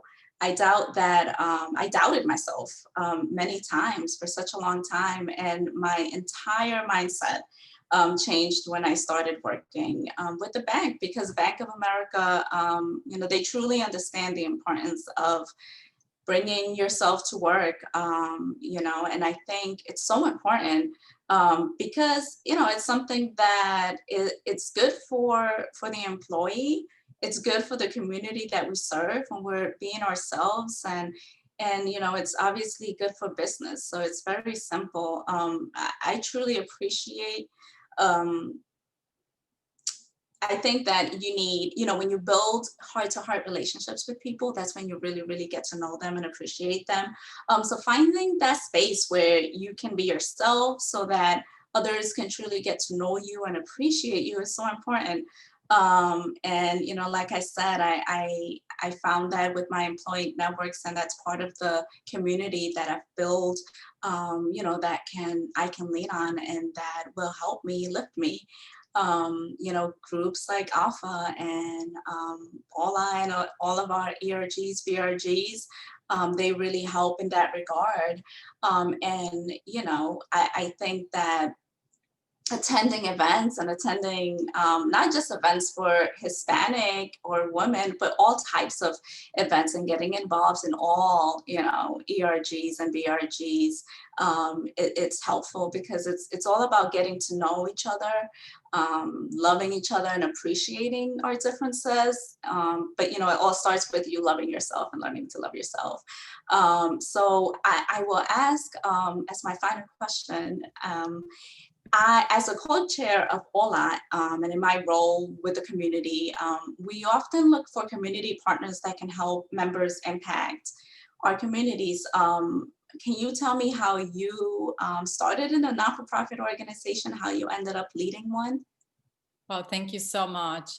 No, definitely was an aha moment. I will say, after 10 years being very involved with the employee resource group at AT&T, and like I said, developing all these skills, I also started to be invited to represent the organization to different forums. I remember attending the National Council of La Raza, back then, Unidos US conference, and representing the company. And even one time I was invited to speak at a local school in New Jersey. And I just went to the classroom and actually they moved us to the auditorium and they said, share your story. And I look at the audience and I could only see Latino students. I really felt like I was right at home. And I asked the principal, how many of the students here are Latino? And he looked at me like I just came from another planet. He told me over 99% of the students are Latino. So I told my story. I explained to the students how I had this dream of becoming a mathematician, and that meant to discover mathematics, and how I managed to accomplish those things, all the obstacles that I overcame, etc. And at the end of the presentation, there was a line of students waiting for my autograph. So I was completely, blown away, like thinking like, oh my goodness, the power of my story. I just spent 40 minutes speaking just my story to the students, and then I had all of them wanting to know more and wanting to actually commit to doing better. So I felt I drove back home, and I literally told my family, I have discovered my vocation. The future of this country depends on making sure our Latino youth pursue higher education, and with our stories we can change it. And asking for help, building networks, meeting people, putting myself out there, knocking at a lot of doors, we've been able to really grow this organization. To date, we have hosted over 1,500 school visits in which Latino professionals are sharing their stories. And we have done like amazing events where we have hundreds of students in a university campus with hundreds of Latino professionals, and making sure that together we're literally eradicating the lack of role models in the life of our children. So it's been a journey. I've learned a lot. Definitely, I didn't have a degree on nonprofit management, but once again, many amazing role models that have helped me. So yes, I know that we could be talking for the whole night, and I know there is a limit, a time limit. So I just want to thank you, Maricel, for the opportunity. I am excited about continuing our conversations and helping each other. Absolutely, you have an inspiring story, and I am very inspired by the work you do. So this has been great. Thank you. Amazing, amazing. Thank you so much, Yvonne and Maricel. And you guys concluded right on time for us to open it up for questions. So we actually have a couple of questions here in the chat box. Let's see. So we actually have a lot of people with a lot of kind of common ground with you two. So the first question actually is a fun one. So someone, Martha Bukaram asked, "What's la bombonera?" Okay, it's a coffee shop in Puerto Rico. It's very, very famous. So you ever go to Old San Juan, you must go there to have a nice cafecito. Yeah, I think they say it's one of the oldest restaurants in San Juan in Puerto Rico. So yeah. Great. Awesome. And I actually did have a question that I wanted to open up to the group. So Maricel, I know that you talked a lot about, just kind of creating generational wealth. And, I think that that's a ongoing conversation that continues to be, a strong topic for our community of Hispanics and Latinos. So if you are able to share, with the group, what are some ways that Latinos could get started in just getting more educated around generational wealth and being able to share that knowledge with their families? Absolutely. I think that is such an important thing, because as a community, I just feel like, at least the way I grew up and my parents, we didn't talk about wealth. We didn't talk about stuff like that. And, I still see that to this day. I think it's really important to get educated, to talk to professionals like myself, to even, we have a Better Money Habits, Bank of America has a Better Money Habits website that has a lot of information on, just finances and stuff like that. And if you really think about the Hispanic community and the way we're opening small businesses at a record, you know, rate, and it's amazing, because I think that, you know, as we progress as a community, we're going to have a lot of wealth, and we're going to have an opportunity to really be able to have those conversations and hopefully educate our children and look for that professional help to ensure that, you know, you're managing your wealth and it's being, you know, it's going to be available to transfer to the next generation. Great, awesome. And I know that we had another question from Carolina, who's also on the line. So Carolina, if you'd like to unmute yourself and ask your question. Hello, Maricela and Yvonne. Thank you so much for being here and showing us and sharing all your story. My question is, as Latinas and women in business, have you ever been discriminated against, and what was your approach in that situation? Thank you. So that's a great question. You know, I like to say that I really stay very focused on being positive and giving people the benefit of the doubt. That's the approach I've taken. I know that that might not be the approach everybody takes, but I would say that the most challenging part for me was throughout my journey in, you know, in the pursuing the PhD. You know, there were situations in which, for sure, there were questions about my capabilities, and I just have to, once again, continue forward, focus on succeeding and accomplishing the goal. I think that when we focus on, you know, the goal and try to not put too much weight, we know there's learning that people have to go through. The best thing that we can do is be a great example, a great example to change people's wrong perspectives. I do also, I would say that, I mean, I think mainly through my PhD, I have just recently started to wonder, you know, as I lead a nonprofit organization, once again, in the power of knowing. I have been just very dedicated to pursuing, you know, that you need to do fundraising, you need to, you know, do presentations, you have to meet people. I sometimes wonder if I was a man, you know, will we be getting more funding? You know, I have really not thought about that until just a few weeks ago. So maybe that's something I don't want to know, but in any case, I think it's just, for me, it's being about staying positive and focus on the achievements and the goals. Maricel, maybe you want to. Yeah, I mean, I actually do recall just being in a job, a specific job, where I knew that no matter what I did and how hard I worked, I wasn't going to be looked as, you know, someone that was capable of doing, you know, what I do and what I know that I can do. And honestly, for me, the best thing was to remove myself and find myself in a place where I was appreciated and I, you know, and I can shine and grow. And, you know, it happens sometimes, and you know, you just need to find that place for yourself where you know, you can be yourself and you're not going to have anyone that's going to hold you back. Great. So with that, thank you so much, Yvonne. Thank you so much, Maricel, for your time and that wonderful conversation. I felt like we were all just kind of like at the Bombonera with you, La Bombonera, having some cafecito and talking about your amazing careers. It's really very inspiring.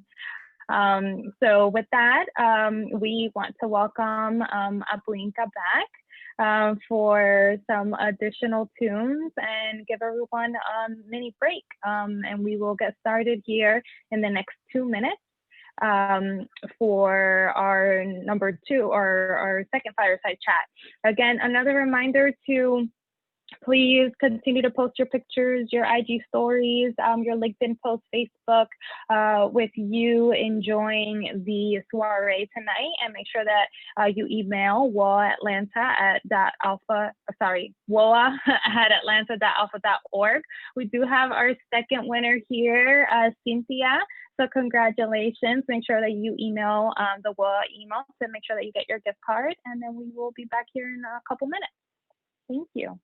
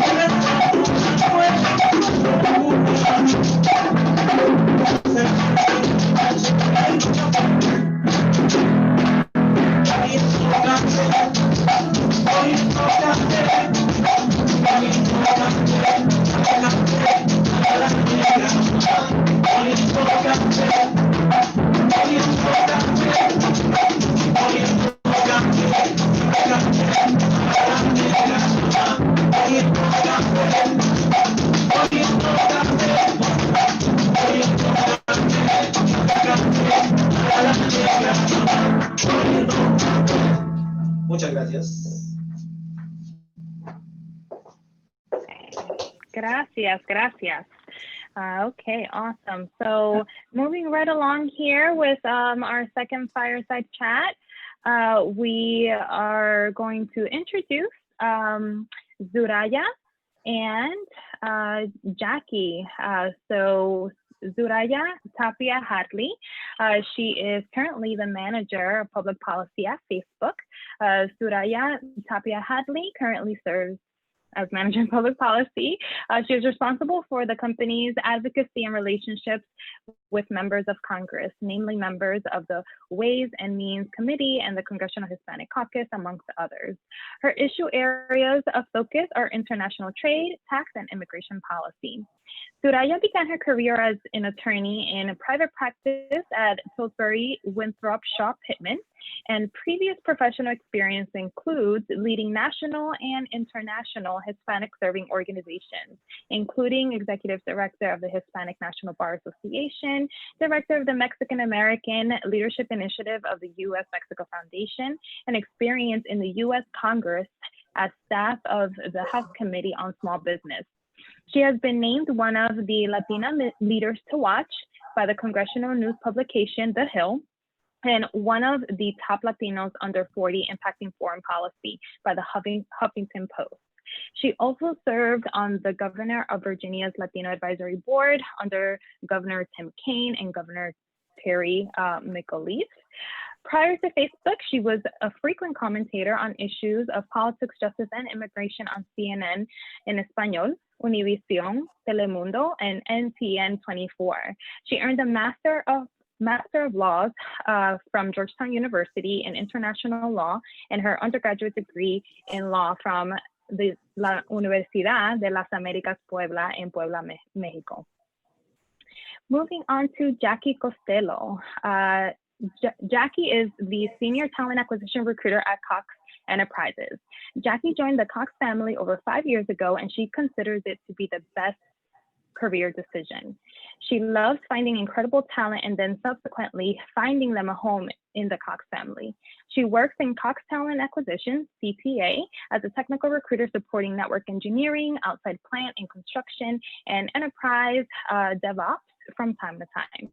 She is heavily involved in the Veteran ERG, Talent Acquisition Brand Ambassador Program, as well as other CTA improvement projects. Prior to Cox, she worked with Georgia Tech and Human Resources supporting the College of Engineering, College of Computing, and College of Sciences. She was also responsible for hiring and managing the temporary employees on campus. She received a bachelor's degree from Rollins College and a master's of hospitality and tourism management from the University of Central Florida. She is a born and raised Floridian and loves nothing more than a super hot summer day. I hear you on that one, Jackie. Great. So with that said, please help me in welcoming Zuraya and Jackie. Thank you so much.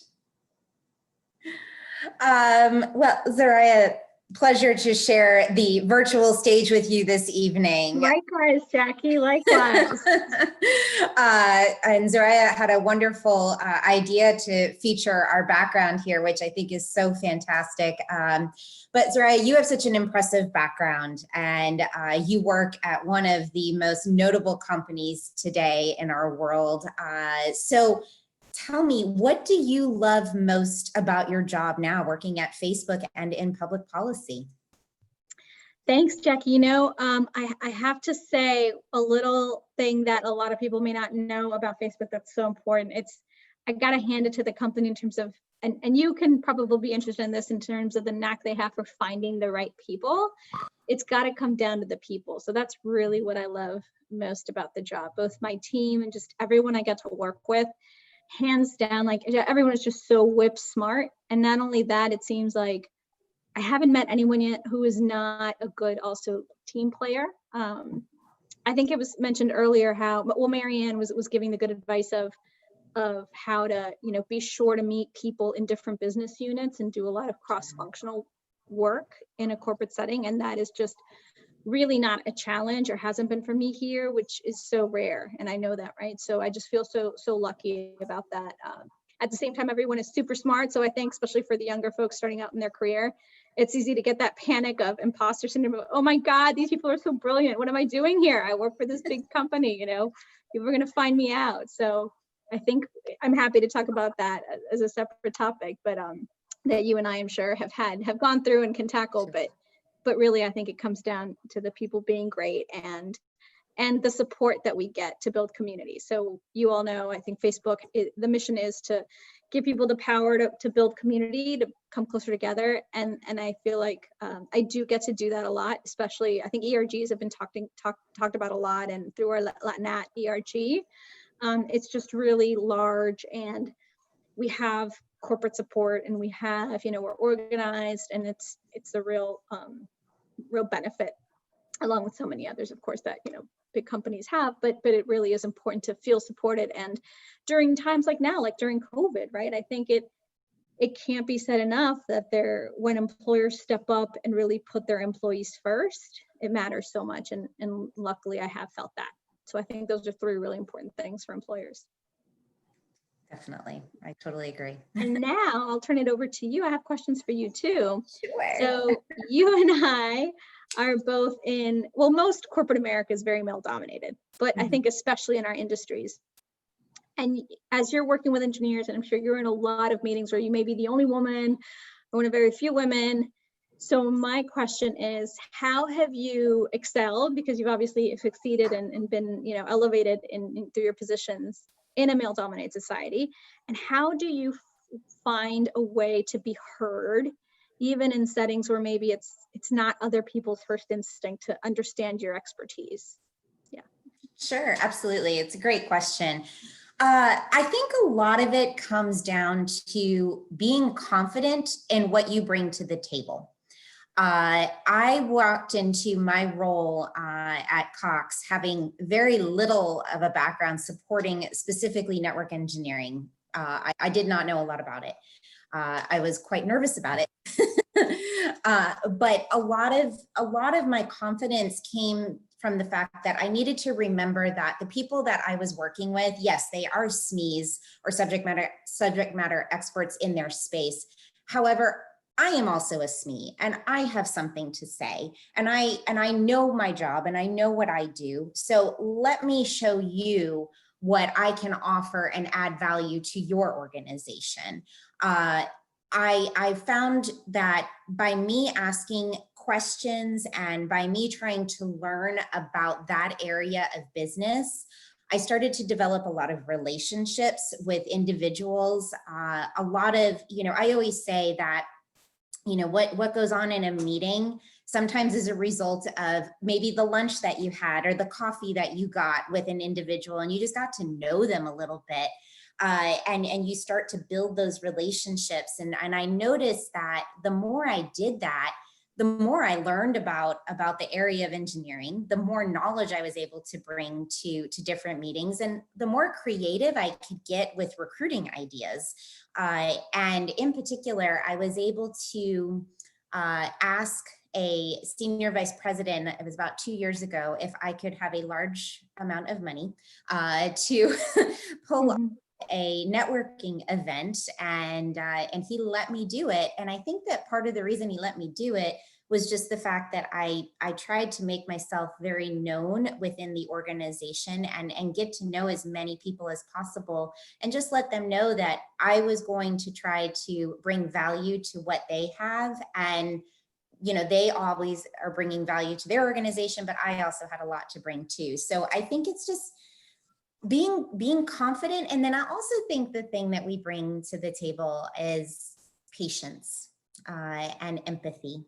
And a lot of times, especially in the role that I do, you know, I'll go and I'll meet with somebody, and hearing what their need is extremely important, and listening to that pain point and having empathy for the reason why they might be in the position that they're at, and being patient with it is also very, very important.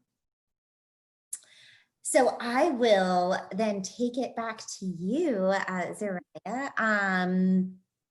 Right now, and you can answer this in as specific as you like, but what is one of your biggest challenges right now? And you can answer that from your job perspective, or you know, so much is going on in the world at the moment, ranging from COVID to natural disasters. So however you best feel would be best.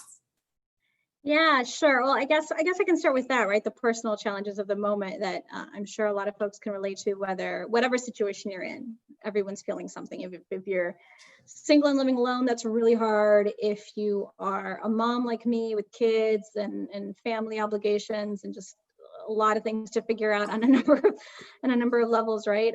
It's hard. Luckily, we're healthy, right? But there's folks dealing with also health issues. So certainly that is, I feel like, ever present. But I think in terms of work challenges, professional challenges, I think one thing that we sort of alluded to, and you alluded to, in understanding that, you know, hey, I'm also a subject matter expert, that confidence, I feel, is something that is just a ongoing, you have to keep reminding yourself of that, right? I've been, you know, pretty down, I'm pretty way into my career at this point, but yet still, you know, you have those moments, and I think that continues to be a challenge. But additionally, now being in a role and in a company, yes, as you mentioned, is so visible, but we're also sort of building the future as it happens, right? So I think that is a big challenge, and it's an exciting one, but it is trying to build a railroad as a train is coming, kind of thing, right? In terms of technology and trying to spot around the corner and spot issues, which is also a very important thing to add value, right? As an employee, that our greatest asset is to be able to think strategically and see what's coming around the corner and be able to share that. So in many respects, right? For me, in my job, I work a lot with the Congressional Hispanic Caucus. So it's, you know, what is the Latino community looking like, and what are we behaving? What are our preferences? How can I help add value, helping the company understand that, and that we're such a young population, right? So from a civil rights perspective too, there's a lot of work that the company is doing. So how can we build products and continue to build things that are going to be responsive to the moment that we're living in and to the needs for, more importantly, you know, 5-10 years down the line. And then myth busting, obviously where I am, we're, like you said, in the limelight. So that is a challenge, right? That to have a job in a place where most people have already pretty much formed an opinion about the place of work where you're at. So helping educate, and especially in my role with members of Congress, it's sort of really important that we're able to let them see behind the curtain, let them understand what the reality is and what operations are really like versus the headlines, right? So I think that's a constant challenge. Absolutely. I don't know if you face the same, but would love to hear if you do, and also wanting to ask you about talent development, right? Would love to hear sort of the characteristics or qualities that you look for in employees, and sort of what are your must-haves? Sure. Oh, goodness. So many different things. I would say some of the things that I look for when I'm looking for talent, or when I initially call talent, some very basic things that you would think everybody has, but you'd be surprised, some things that do not happen.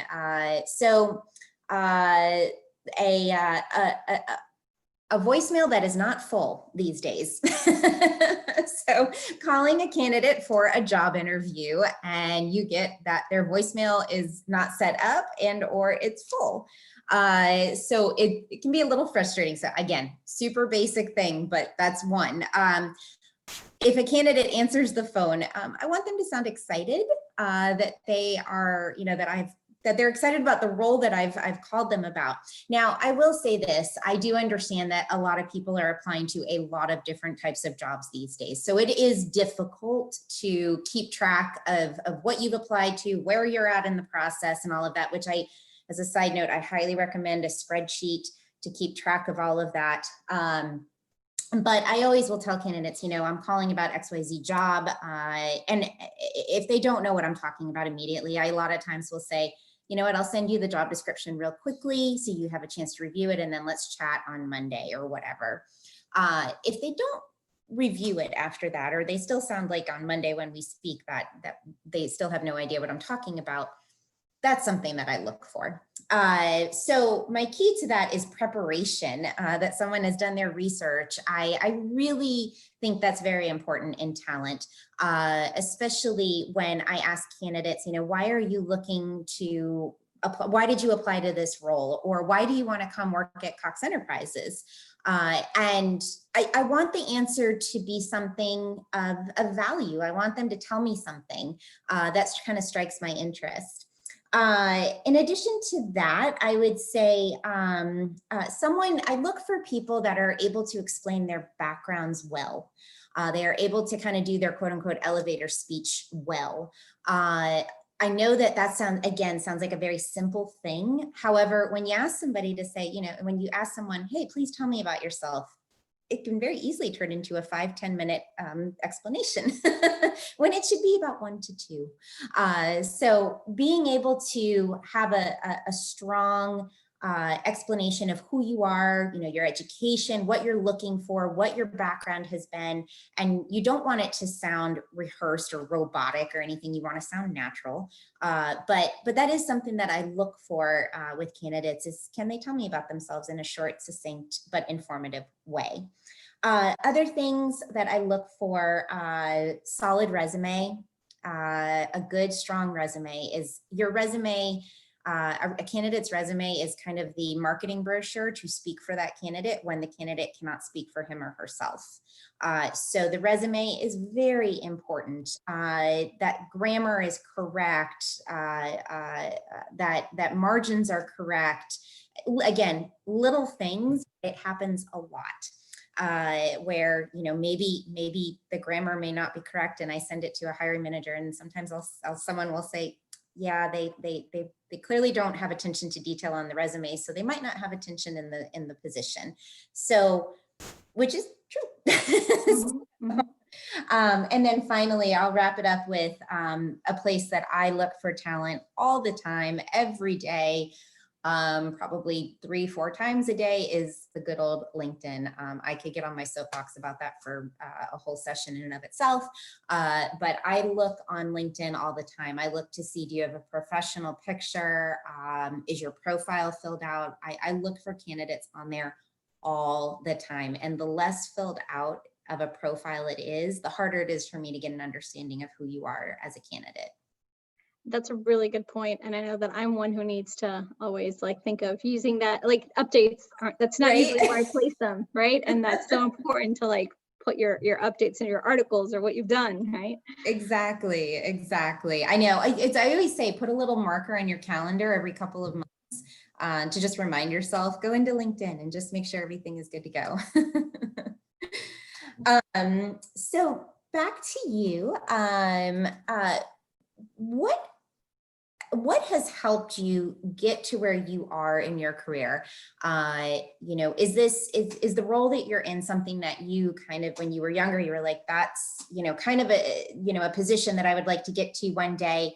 And what advice would you give others who might want to set off in a similar direction? Yeah, that's a really good question. And if this is helpful, hopefully to some folks, especially younger folks, I feel like they stress out a lot about having it all figured out when you're, 23, 24, and you really don't. I feel like I am a very good example, and you kind of heard my resume. It's sort of all over the place in the sense that I have gone from different sectors. However, to Jackie's point of being able to explain your story very succinctly, right? The theme, sort of the uniting thread has been that I'm an advocate, at heart. I've done advocacy work in a number of different capacities for different clients, but it's always been being an advocate and with the Latino community, right? So I recognize that's sort of my passion. I did not expect to end up in tech, but I did start a few years ago. I've been at Facebook for 2 years, and so I'd say probably 3 years ago, I was consulting, and I was seriously looking at going back in-house. I had previously been at UPS, so I was looking to go back in-house. And obviously the tech sector, recognizing that it's permeating our every part of our lives, right? So thinking, this is sort of longer term, it makes sense to be in a company that's going to be at the forefront of this, right? And sort of shaping, coming at ground level, let's say, because these companies are still being built in so many degrees. So my first suggestion would be, in terms of what's helped me, is to ask a lot of questions and to ask for help. So don't be afraid to ask questions. Don't be afraid to ask for help. One of my friends and mentors said this. She's like, never be afraid to tell someone your craziest dream, because you never know who's listening and who can make it happen. And I totally believe that. So I was opening up with my circles and telling them, hey, this is sort of what I'm thinking. I am ready to make the next move. Yes, having the ability to be sort of specific as to what you're looking for, but because people can be more helpful the more specific you are. And sure enough, one of my colleagues who happens to be a consultant for Facebook asked me, he knew that this role was coming up and asked me if I was interested. And so sure enough, that got the process started. And so I went through the interview process. And certainly that helps, right? It's always that having that personal touch and having him, really directly talk to my hiring manager is a huge help, right? So I would say always ask for help. And then now internally, I think success comes from, again, always asking questions, like not being afraid to ask what you think may be a dumb question, but just get all the information you need to know to be successful. And to make a plan, right? Like I said, tell people your wildest dreams, but have that be part of a plan that you can articulate. And it doesn't mean you need to have everything figured out, but you should have a plan, because the plan helps you pinpoint questions like, who do I need to work with wherever I'm working? Like if I want to get this role, who do I need to be developing projects with? Who do I need to be working with? Who do I need to work for? Who do I want to work for? And what helps me get there, right? So I think that kind of planning is helpful. And like I said, sharing your plan and helping people be invested in that plan with you. Yeah. So, and similarly, I don't know if you've had a similar experience or suggestions that you would have, but I'd love to hear how you have really been able to, what would you say are your proudest moments, and what your most pressing challenges have been and how you overcome them? Sure. I thought about this quite a bit, actually. Uh-huh. I would say that something I'm most proud of was leaving my job at Georgia Tech and coming over to Cox Enterprises. I was extremely happy in my job at Georgia Tech. Great place to work. I had a great boss. I had a great team. I enjoyed my scope of work. Life was great. And then I got a phone call from someone at Cox saying they had an opportunity. And my initial reaction was, why would I fix something that's not broken? Someone said, it doesn't hurt to talk to them, which as a recruiter, I'm sure I've said that to people too. I decided to go and do just that. And long story short, I fell in love with the opportunity, and I consulted with a lot of everyone that I could think of, industry professionals, friends of mine, my parents, and just said, is this a good opportunity? What do you think I should do? And everyone voted to take an opportunity with Cox Enterprises. And it was the professional decision that I had the hardest heartache over, because I felt like I was almost doing something wrong. And again, there was nothing wrong in my job. But I consider coming to Cox one of the biggest leaps of faith I've ever taken, but also, just as they were saying in my introduction, was the best career decision I've ever made. I have gotten to do things at Cox that I never dreamed I would have the opportunity to do. I've been able to spread my wings in ways that I've never thought I'd be able to do, encounter challenges that I never knew was possible. So I'm so thankful every single day that I have the opportunity that I have at Cox. And then coming into an organization where I'm supporting very highly technical areas, again, was a complete foreign area to me. And I needed to make sure that I understood that world as quickly as possible. So I did that, and I am so excited that every single day my job is a challenge. And I feel like I'm in a good way, though, just when sometimes you get to a point in your, a milestone throughout the year or something like that, and you have that moment where you're like, Okay, well, that is over. And then before you know it, you get an email and you're like, okay, but on to the next one. Lace up the sneakers again. No rest for the weary, so I would say just, kind of coming over to, making that leap and coming over and realizing that it is okay to make a professional leap. It's okay. And to know that I could succeed in an area that I felt like would I fail in this if I were to go do it? Absolutely. Do we have time? Yeah, Jaleesa, how are we doing? Yeah, so we are actually coming up on time, and we did have a question from one of our participants. So if you guys were ready, would like to open it up for questions. So the first question is coming from Karen. So what leadership training organizations or programs do you feel help a Hispanic woman to advocate for herself? So many. I don't know, Jackie. I mean, I can name a few. I think just generally, honestly, so I have gotten coaching, right? So I think if you can, I know it's a financial investment, but I think it is very much worth it if you at all are in the possibility of being able to do it. I highly recommend that you do. So yes, that's just a general tip there. I have benefited a lot from it, but in terms of programs, I think we have, I would look up ACER, the Hispanic Association of Corporate Responsibility, that was mentioned earlier. ACER has a number of programs. Women,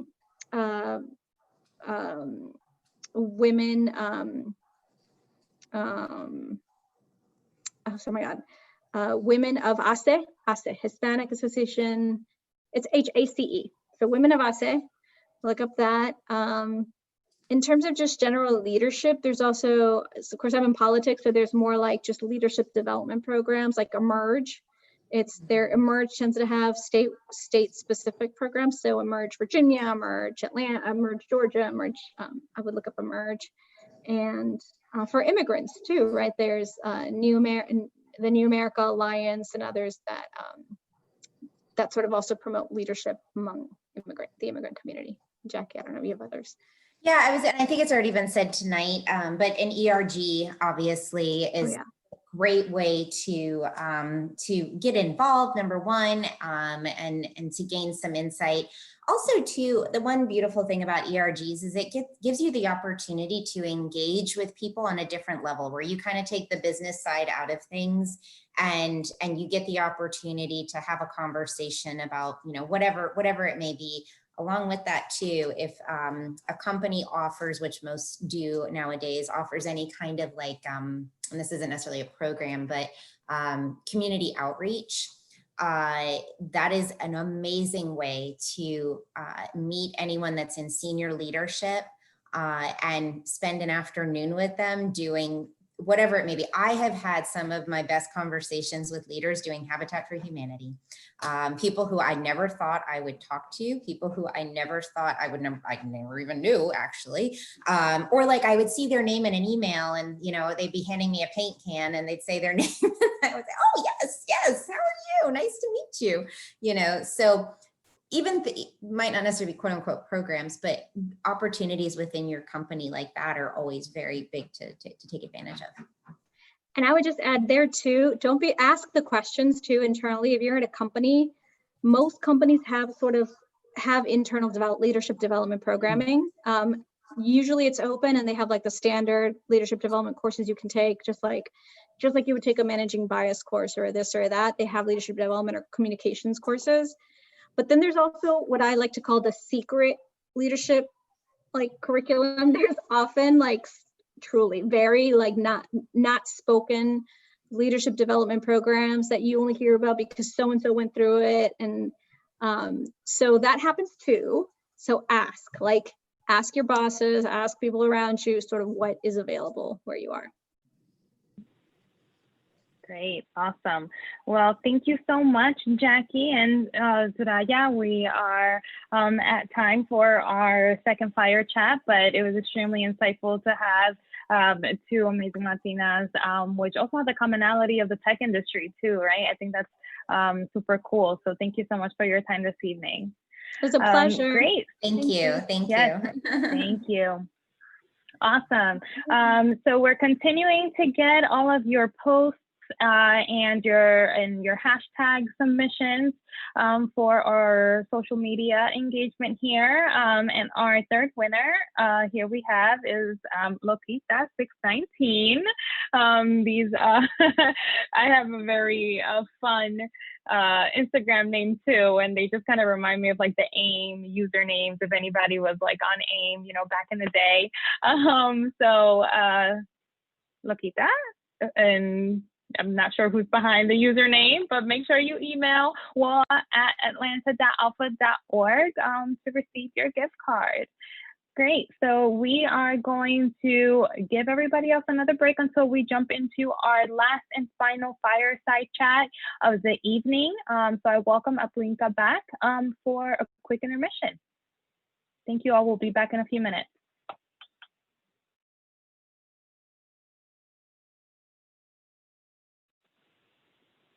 Apuinka, over to you.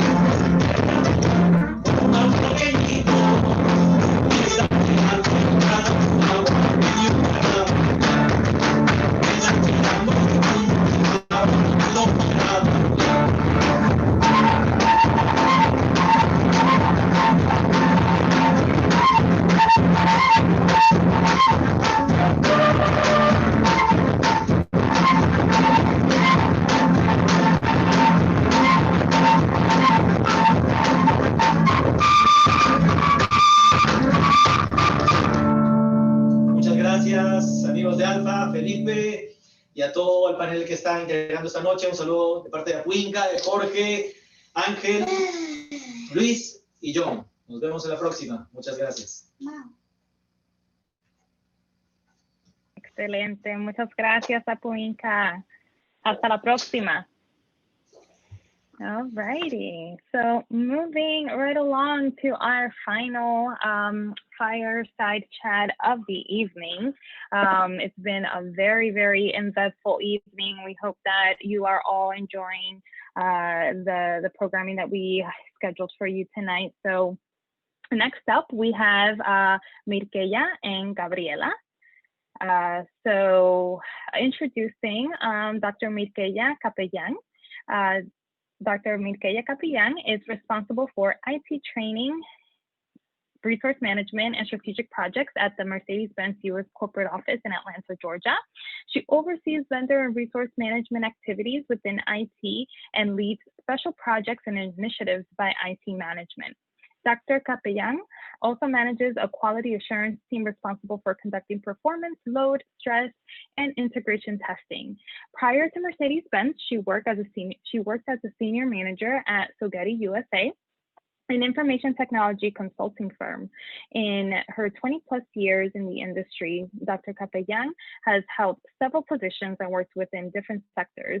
In her past job, she led the New York Testing Practice Regional Office, aside from serving other roles as the delivery manager and corporate social responsibility lead. Dr. Capellan is also an adjunct professor at Pace University, where she teaches undergraduate courses in computing. Dr. Capellan is a frequent guest speaker at professional conferences, fostering leadership and professional development among minorities in science, technology, engineering, arts, and mathematics, primarily STEAM careers. Currently, she serves on several boards and committees: the Committee for Underrepresented Women in Computing, co-chair of the Software Engineering track at Grace Hopper Celebration of Women in Computing Conference, and co-chair and board of Latinas in Computing Affinity Group. Dr. Capellan also holds a doctorate of professional studies in computing from Pace University, a master's degree in information systems, and a bachelor's degree in computer science and associate's degree in liberal arts. Her research interests include agile methodologies, testing techniques. Ooh, that was a tongue twister, and teaching. She and her husband live in Atlanta with their children. We are also welcoming Gabriela Gonzalez, who is a sales account executive at Sherwin-Williams. Gabriela works on the commercial sales team for the Sherwin-Williams Paint Company. She's been an employee for almost 7 years, and started her career with the company as a part-time employee in Memphis, Tennessee, while she finished her bachelor's. After several promotions, she moved to Austin, Texas as a professional coding representative and lived there for almost 2 years. She got promoted to the marketing and sales department in Boston, Massachusetts, then moved to Atlanta, Georgia for a job promotion as well. She has now been working for the Southeastern Division for over a year and has been involved in the Women's Resource Group with Sherwin-Williams in order to motivate and support new female employees. Prior to her career at Sherwin-Williams, she used to live in Mexico for 19 years, moved to Memphis, Tennessee, and started on her bachelor's degree in marketing and supply chain management. She is a passionate Mexican American, always involved in volunteering in the city where she is living and supporting women and her environment, which says a lot about why she's joining us here this evening, as well as Mirkeya. Great. So with that, please help me in welcoming Mirkeya and Gabriela. Over to you. Hi. Hello. Go ahead. Go ahead, Gabriela. Oh, hello. Thank you for having me. I'm very excited to be part of this great event. It's the first time I've been actually informed about this great, event that you guys have going on, and I'm very grateful for being part of this. To you, Mirkeya, and it's so nice to finally meet you as well. I know, right? We've been talking on the phone and finally. Yeah. Virtually, right? Again, thank Yes. you everybody for having me and also having Gabriela. We are really excited to start our fireside chat, and I hope that we provide some insightful, advice and tips for all of you. So I'm going to start with the first question that we worked on. My first question to you, Mirkeya, is what has helped you get to where you are, and what advice would you have for others who want to set off in a similar direction? Okay, so let me tell you a little bit. And I'm just going to go back a little bit about myself. I come from, very humble beginnings. I was born and raised in El Barrio El 70, and this is an underprivileged neighborhood back in Dominican Republic. And it's usually most of the time they feature in UNICEF commercials, which is kind of interesting. So now you know from where I come from. At a very early age, I came to the United States when I was only 16 years old. I didn't speak English at all. So that was my major roadblock or my major challenge, you can say. And one of the things that I learned at El Barrio was that, nothing comes easy in life, right? And in order for me to be successful, I had to be focused and determined what I want. And those are the lessons that are deeply ingrained in who I am. And it has taught me to value the little things in life and not to take things for granted. And you know what? People see that in me. And I think that has helped my career. Those values are what drive my personal and professional career everywhere I go. And but what I would say is throughout all this my career, basically I envision, what I wanted. What do you really want in life, right? What are you really passionate about it? And identify, the steps that you need in order to accomplish that. Follow your passion and recognize those opportunities when they come along. Because remember, you never know when that opportunity is going to knock on that door, right? And in order for that, you need to be prepared and ready, okay? Keep your options open, right? Again, sometimes we tend to say, you know what, I want this specific job. I want to be a software engineer, right? I don't want to be, for example, a tester, right? Hey, why not? Keep your options open. You can start with something that you don't like right now, and later you can decide, you know what, then you can move on to that career that you really want. So, and the other thing that I can say is don't be afraid to challenge yourself, all right? And allow yourself, you never know when things are going to change, especially now with COVID-19, right? Things are changing. There are so many of us out there that doesn't have a job, right? And you know what's going to make you unique from that entire group is the skill sets that you have. What do you have? What is so unique about you that you can provide to this company, right? But again, one thing that I think has helped me in my career is being who I am. I'm very authentic. What you see, is what you get. That's what I always tell people, and they laugh at me. And be persistent, determined, right, and willing to work hard to achieve those goals. And do not try to take, the easy way out, right? Just take the easy path, or don't do that, because usually when you do that, nothing good comes out of that. And always be yourself. Do not try to copy or be somebody else. And that usually come across very easily, when you work at any place that you work, right? Don't try to fake something that you are not. And if you ask yourself, what does it mean to be authentic? Are you really truthful? Are you really just being diplomatic or thoughtful? Again, be you, be genuine, be honest, respectful. All those things, I think, has helped me to be where I am today. And those opportunities have come on their own. I haven't asked for it. They just come and say, hey, Merkeya, we would like you to do this. And it's kind of funny how, someone that came from El Barrio, right, from that UNICEF commercial neighborhood is here now speaking to you.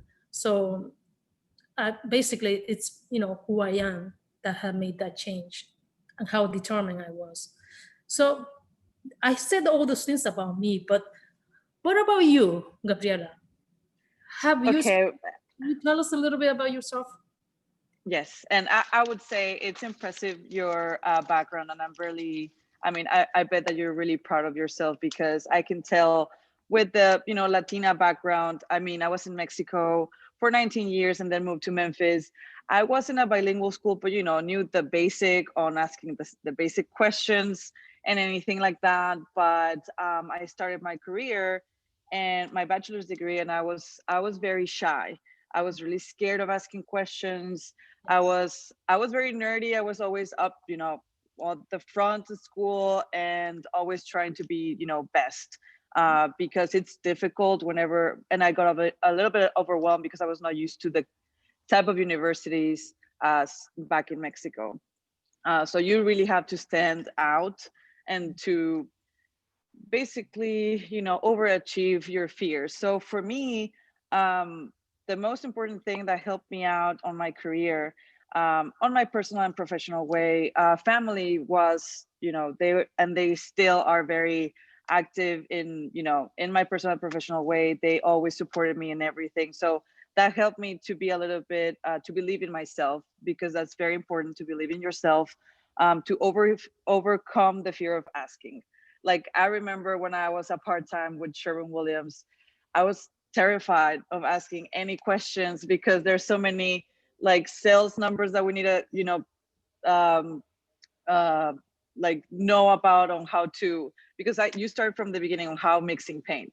And I remember I was so overwhelmed. I was like, is this for me? Like I was very overwhelmed. But there's always a supervisor that he sees something in you. And I will never, I will never forget them. And I still see them, and I'm always grateful for them. Um, uh, and something I would say is to trust your team. Being a team player is very important, and that helped me with my career in school and at work, because you can be successful but always be a team player. You cannot be, you can be working by yourself, but you can learn so much from everyone. They can be years in the company or even starting point. Still, I believe everybody's like on the same level of, like, everybody has the same purpose to be better at work. And I could say my company has been amazing on supporting me on any kind of thing. I've messed up a lot of times, and I could say, like, those are the best ways of you learning and how to become a better person. So something I have here in my notes, like, the networking was very important for me. Even though for me, I was very, it was my struggle that I didn't know where was I going, if this was the job that I wanted. I was very undecisive. And again, I was very shy. So I did not ask any questions. I remember I was on like a management, it's called like managing training. And my manager will tell me like so many things, and I will be like on my trainings, and he will ask me, do you have any questions? And I'm like, no. He was like, I'm scared that you're not asking questions, because you have to have questions. But I was just so nervous. So with time, I overcome and overachieve that fear, and I just ask everything. Even my current supervisor, I call him and I tell him, hey, this is going on. I have this question. It can be about anything. My leadership team has helped me on just being transparent and tell them what I think, and not be judged or like seen differently. At first, though, with my accent and so many new things that I had to understand, it was a little bit challenging. So I did struggle a lot, but again, with family support, company support, and so many steps that my current manager did tell me, well, this is a career that you can have. You can try it out. I can see I can see you, getting better at this position. So one thing I would say, I believe in myself. I overcome that, that fear. And something that I started to do was like get out of my comfort zone. So with all of those movements to different cities, that was also like very scary for me, because it was leaving my family. I was going to be alone. I was with different people. It's a different atmosphere everywhere.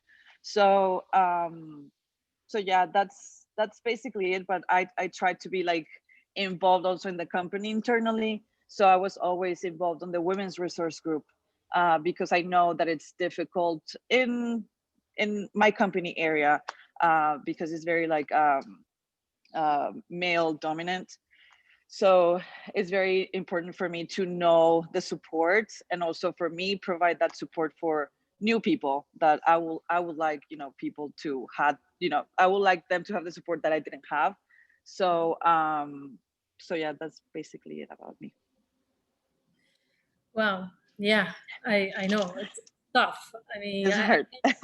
relate with what you said in terms of Mhm. being shy and timid. Guess what? Yeah. I was like that too. And I know some people don't believe that. At my company, nobody believes that. It's a normal career. How come? Yes, it is true. I used to be shy. I wouldn't ask questions. In meetings, I would be very quiet. And I think still, that's kind of a scarf that I have, something that I would really change. If I would go back when I was younger, that would be something that I would change. And there was a reason why that happened, and the reason was because there were people that were telling me that they couldn't understand me in the meeting, so I stopped asking questions, right? Because I thought that maybe they couldn't understand my English, right? And that's how everything started. But then I spent mostly 7 years of my career being like that, being shy, no asking questions. It was like, it was very difficult for me at that time.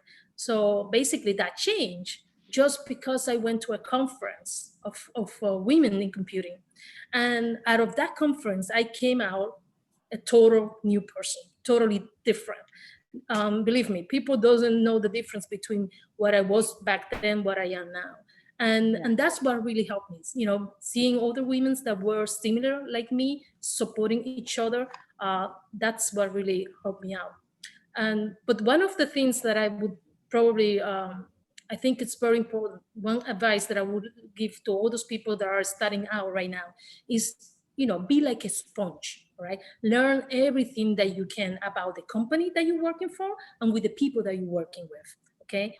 Even if you're not gonna stay at that company for a long time, still, right? You want that experience that you gain is gonna be very valuable to you. And also, just remember, right? You're building your skill sets. But one thing is, remember, it's not just adding another line in your resume. And you heard when Jackie was talking about the resume, right? How she's looking at the resume and what you do. So it's very important that what you write in that resume, you really know how to do, right?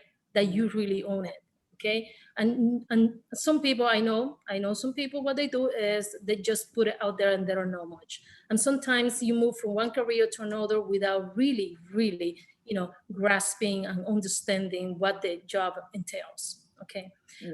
The other thing that I would recommend is, be willing to go to the extra mile, right? I'm always one of those that are raising my hand when there's something that I want to do. When a job is given to me, I never do it halfway. I always go above and beyond. And that's who I am. I mean, not everybody is like that, but I usually, that's how I work. And the other thing I know that we have heard the other panelists when they talk about it is to seek help and input from others. And what do I mean by that? Mentors, right? And the mentors, I cannot really emphasize enough how important that is, right? You want to have, those mentors in your corner, right? Those are the ones that are going to be encouraging you, advocating for you, wherever you go. And very important, the mentors doesn't have to be somebody senior than you. It can be someone younger than you are, believe it or not. And it doesn't have to be necessarily somebody from the same field that you are. It can be somebody, even if I am in technology, guess what? One of my mentors, she is just someone that studied philosophy and, nothing to do with technology, but she has been my mentor for more than 18 years, always been there in my corner, advising me, giving me encouragement. And also, what can I say? Even the students that I teach at Pace University, they are also like kind of mentors to me. And I'll tell you why, because I learn from them. When you're learning from someone, that's important. So don't think because that person is younger than you or because they're older than you. No, that's not how it works, right? So the other piece that I want to mention is to keep learning, right? Keep learning and finding opportunities to expand your knowledge. And again, there are so many out there online courses that right now, right? They are free. And I can mention a couple of those. Like, for example, if you are interested in learning how to program, there is a website that is called Solo Learn, right? And those are free courses that you can take. You can also take LinkedIn Learning, right? That's another thing. Grow with Google. There are so many resources that are at your fingertips. You just need to know that they are there, right? And the last thing that I want to say, aside, even though Gabriela, you cover most of those, being a team player, being responsible, and that's also important. Another thing that I want to say is, don't belittle yourself, because sometimes we tend to do that just because we are new, right? We are inexperienced, we don't know that much. Yes, that is right, but do not belittle yourself, because there is the reason why that company hired you, right? There is something, that's why you're there. So believe in yourself. You have what it takes. Definitely you do, okay? So Gabriela, I want to ask you something. You mentioned, right, you have been moving from one place to another, right? And you have working in different areas. And mostly right now, you're working in an environment that is really male dominated. Can you tell me a little bit about that? How is that? How it has been working in a space where mostly are males? So on that sense, it goes a little bit back on what I answered on the first question on believing in yourself, because, and also about believing, you know, what was the term, like believing, like little, I don't know how to say in English. What you said just now. I did say it correctly. Okay. To belittle yourself. So that's very important. And I used to do that, and still sometimes I don't believe in myself. Like on the current position, I actually rejected it at first because I didn't believe I was going to be able to do it because of the knowledge, or most of my team been in that position for years. So I doubted myself, and that's a big no. And obviously I call him back and I was like, please take me, I can do this. And I know with your support, I can do this. So, and I'm still here after a year. Now, with that being said, due to the, like, you know, with the man dominant, something that is very important, you have to be very professional. I'm very, a lot of people might not take it, like at first will take me like I'm very serious, or I'm not, you know, someone that you can talk to very much. But I can tell that based on your ethic, I'm very strong ethic, I'm very responsible. I try to, because first impressions are very important. So like at the beginning of the panel, dress to impress, I'm always very professional on that as well. And even though I still have customers that, you know, they've been, you know, in business for years, and most of them are men, they doubt on my recommendation or whatever I say, but you have to be very firm and say, well, you know, this is what I recommend on my experience. And if I don't know, I will ask the question, but I have this support. So you have to be very, like believe in yourself and very like well spoken. And here on my notes, where I started my career in Memphis, I remember there were not a lot of women managers. So for that, for me to realize how difficult it was, at first I would not like understand, like my managers were telling me like it's you know, you will get that kind of environment, not very, you know, a little bit challenging. But with the support with women, I still have contacts from Memphis, from Austin, from Boston. Like I keep contacting all of the women because all of them go through the same things. And we do internal events, and it's just basically to be confident.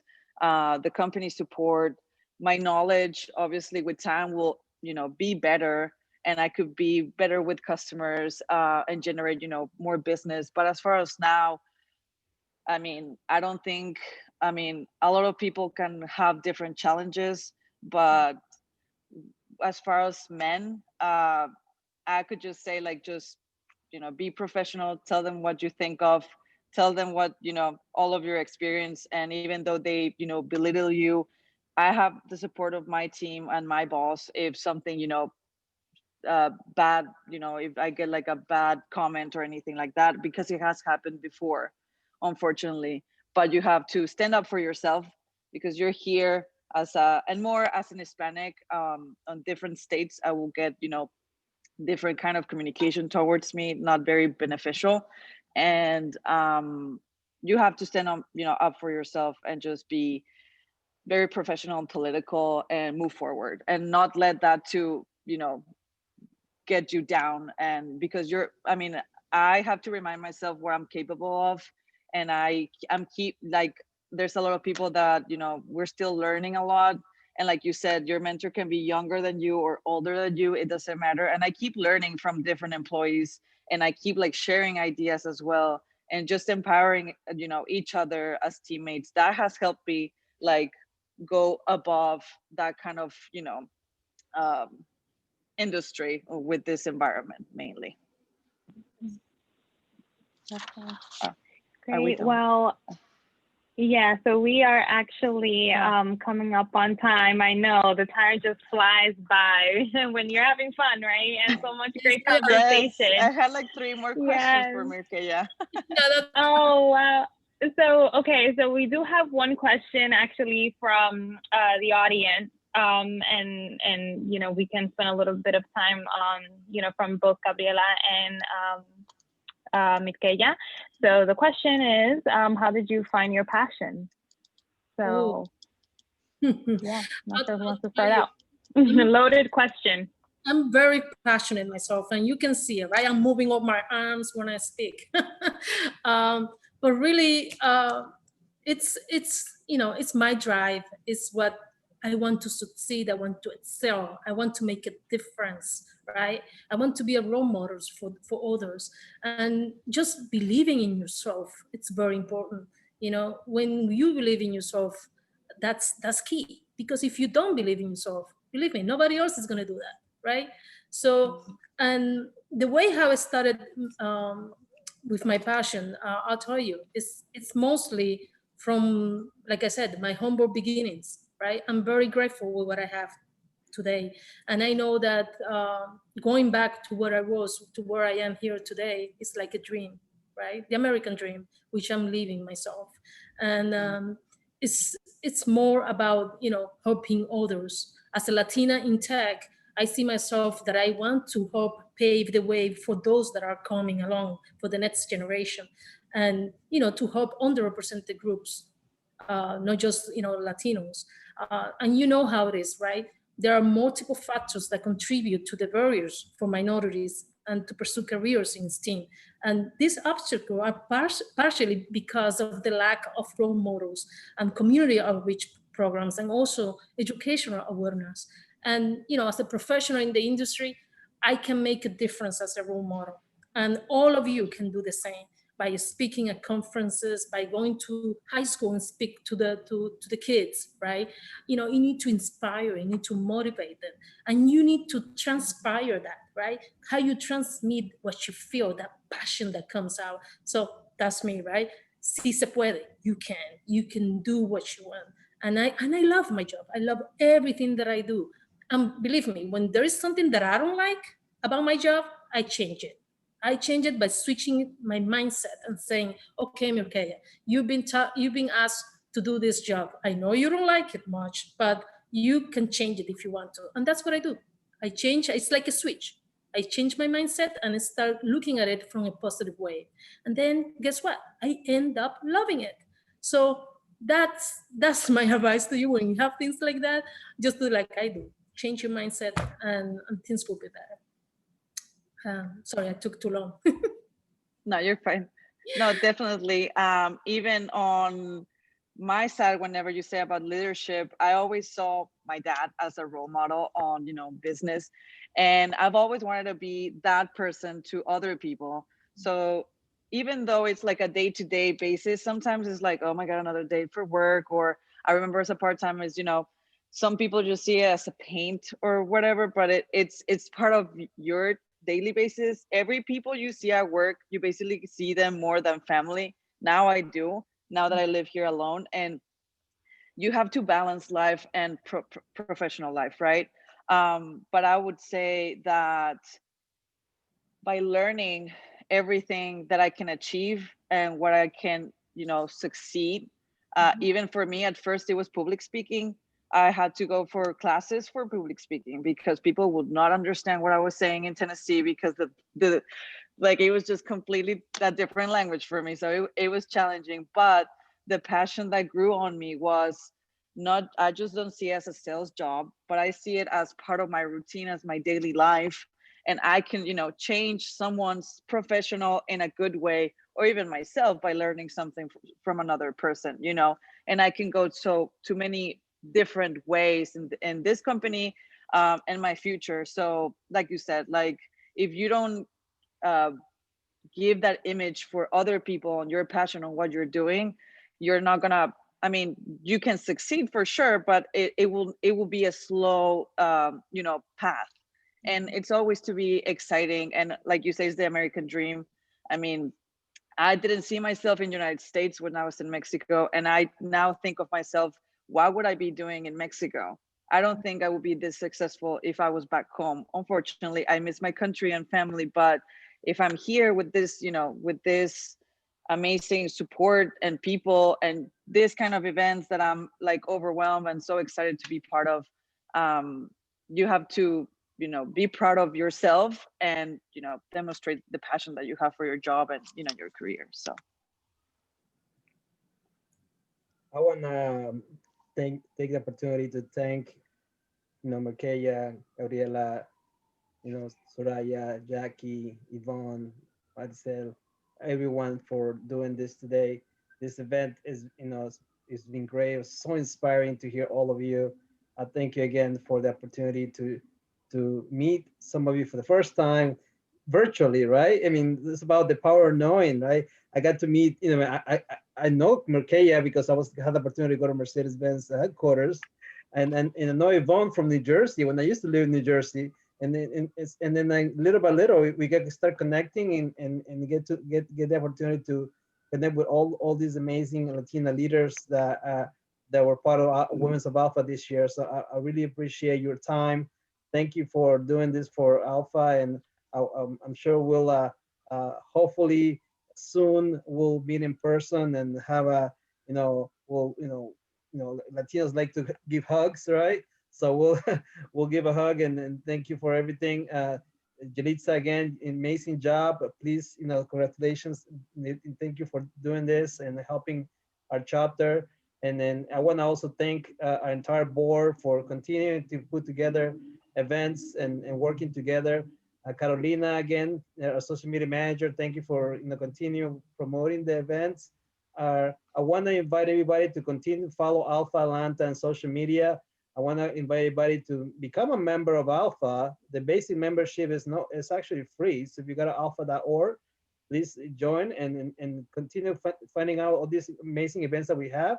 We have a great event coming up in November 12th. It's going to be a tech event. And actually, Mirkeya is going to be part of it too. So, you know, if you want to, you know, hear her technical side, more of it, come to our event, right? It's going to be amazing. It's going to be about automation, which is my passion, automation. I'm also in IT, right? So please enjoy. I want to welcome now our last event now, which is our music. I would like to invite you to please have fun. Continue posting. We do have one more prize to give away. Continue to post and share you dancing. Invite your family. Invite you know, significant other to dance and enjoy the music. So with that said, again, thank you, Jelitza. Thank you to all the speakers. And Fernando, I guess it's all yours. I'm not sure if you see my pointing. Is it supposed to point at you? Congratulations. I see you, Felipe. I see you. Can you hear me? Can you hear me? Everybody hear me? Yes, Shake your heads if you can. There you go. There you go. Hey, congratulations to all the ladies of Alpha. Give yourself a big round of applause. Applause for everybody.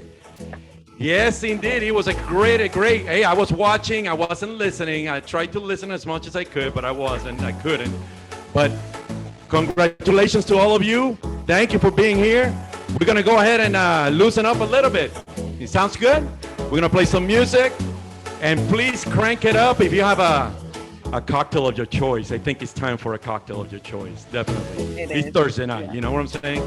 So go ahead and loosen up. I'm going to be here for a little bit. And congratulations once again, everyone. Enjoy the rest of the evening. And if you got something you want to listen to, put it on the chat. I'll take care of it. Thank you. Enjoy it. And congratulations, Alpha and the ladies of Alpha. Woman of Alpha all the way.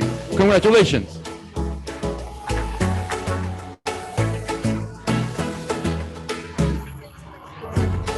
En la sala de una casa ajena y tropecé con 2 tacones y 4 botellas.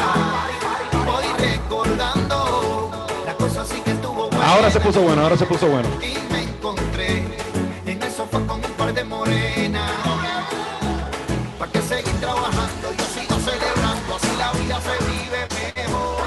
Anoche fue una locura, mañana es otra aventura. Quizás pasado me olvide de hoy. ¿Para qué seguir trabajando? Yo sigo celebrando, así la vida se vive mejor. Anoche fue una locura. Y después de todo el trabajo, ¿qué es lo que dice?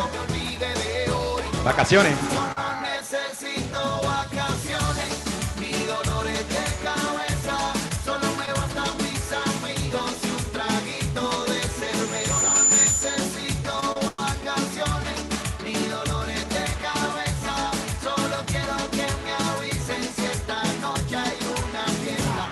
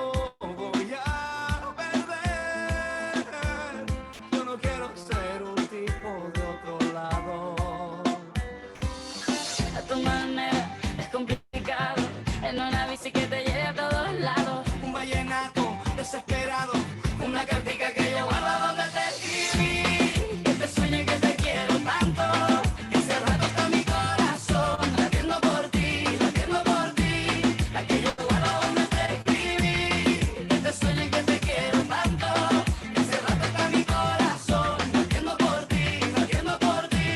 Yalixa, Yalixa, sonríe, sonríe, Yalixa. Gabby's smiling, Gabby's smiling. Puedo ser feliz caminando relajada entre la gente.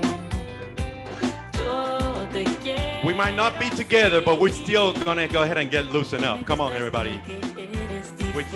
We might be distant, but this is a party.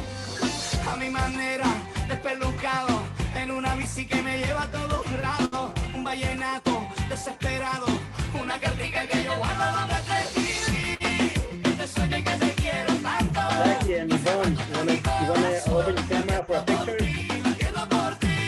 Aquí yo guardo donde te escribí, que te sueño y que te quiero tanto. Carolina. Está mi corazón latiendo por ti, es la favorita la que canta la sola, se mueve su cadera como un barco en las olas, tiene los pies descalzos como un niño que adora, y su cabello en la rosa un sol que te antoja, le gusta que le digan que la niña la lola, le gusta que la miren cuando ella baila sola, le gusta más la casa que no pase nada. Everybody, smile, picture time. Llévame en tu bicicleta, oye me cago, llévame en tu bicicleta, quiero que recorramos juntos esta zona, desde Santa Marta hasta la Arenosa. Llévame en tu bicicleta, pa' que juguemos por la trampa y en secreta, que está bien que alguna de nuestras se tairona, después no querrá irse pa' Barcelona. Ven, te cuento de una vez, tu descanso está en la cama de mis pies. Ven, te cuento, 1, 2, 3, mis pasitos son descalzos. Hey, thank you for the props on the background. I appreciate it. I'm throwing the video in the background for you guys. So now at least you have a little visual. Yeah, I know I put Ricky Martin and the ladies go, yeah.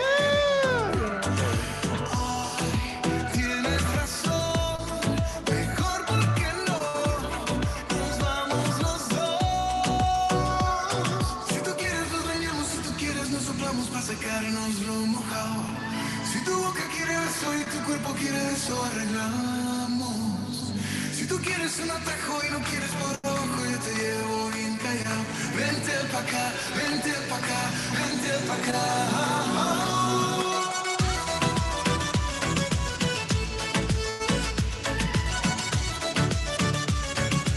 Next year we'll do it live, guys.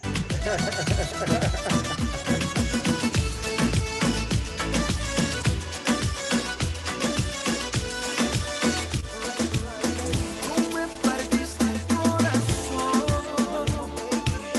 pero mi amor no hay problema, no, ahora puedo regalar un pedacito a cada nena, solo un pedacito. I see Felipe talking. I don't know what Felipe is saying. First, you have a mute. The boss man, come on, man. Gente aquí de la República Dominicana. Ok, no sé de dónde es cada persona, por favor. Ok, ya sé que Yalixa es de la República Dominicana. Okay, yeah. So where is everybody from? Go ahead, post it, post it. I got Dominican Republic. Yeah, what country are you from? There you go. Thank you, Felipe. Wanda, de Puerto Rico, vaya, vaya. De mi gente, Puerto Rico, gracias, gracias. México, Gabriela. Claro, hello, obvio. La gente de México son mis panas, somos así, definitivamente. El Día de los Muertos, ahora viene el Día de los Muertos. Así que... Chile, Sofía, wow.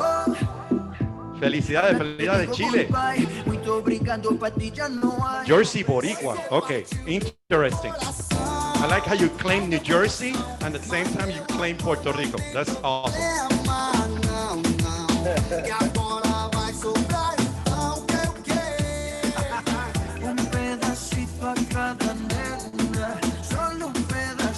Se eu não guardo nem dinheiro, que dirá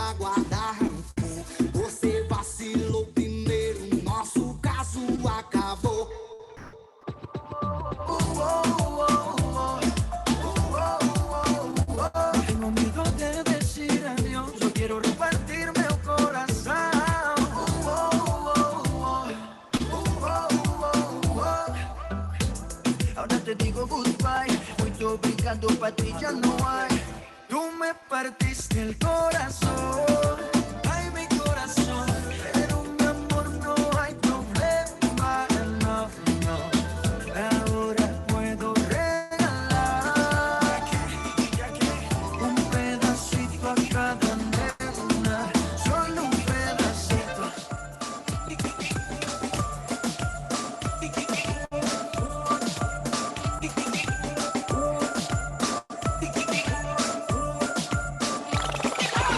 Se está quitando la camisa y poco a poco se bajó el pantalón. Yo tengo algo beso que tú tienes ahí. Te lo va a dar cuando comienza el dembow. Dale, tírate al medio. Que te estoy esperando.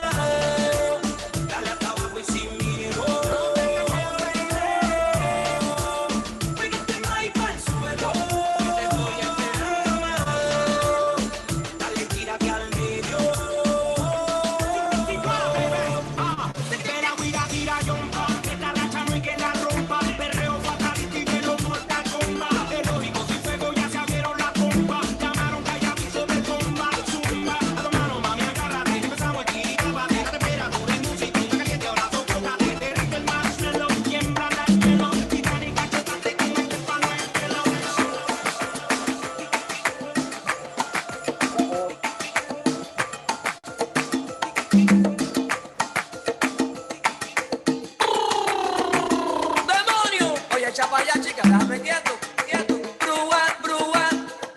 Una salsita. ¿Quién quiere una salsita ahora? Algo. Cambiar el ritmo.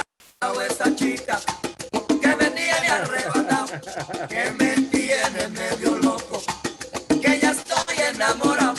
Quizás serán sus ojitos, o tal vez su caminado, o quizás esas cositas que en su casa ella me ha dado. Brúa, brúa, y vuelve, brúa, brúa, y vuelve, brúa, brúa, y vuelve. Oye, echa pa' allá, chica, déjame quieto. Que tú me tienes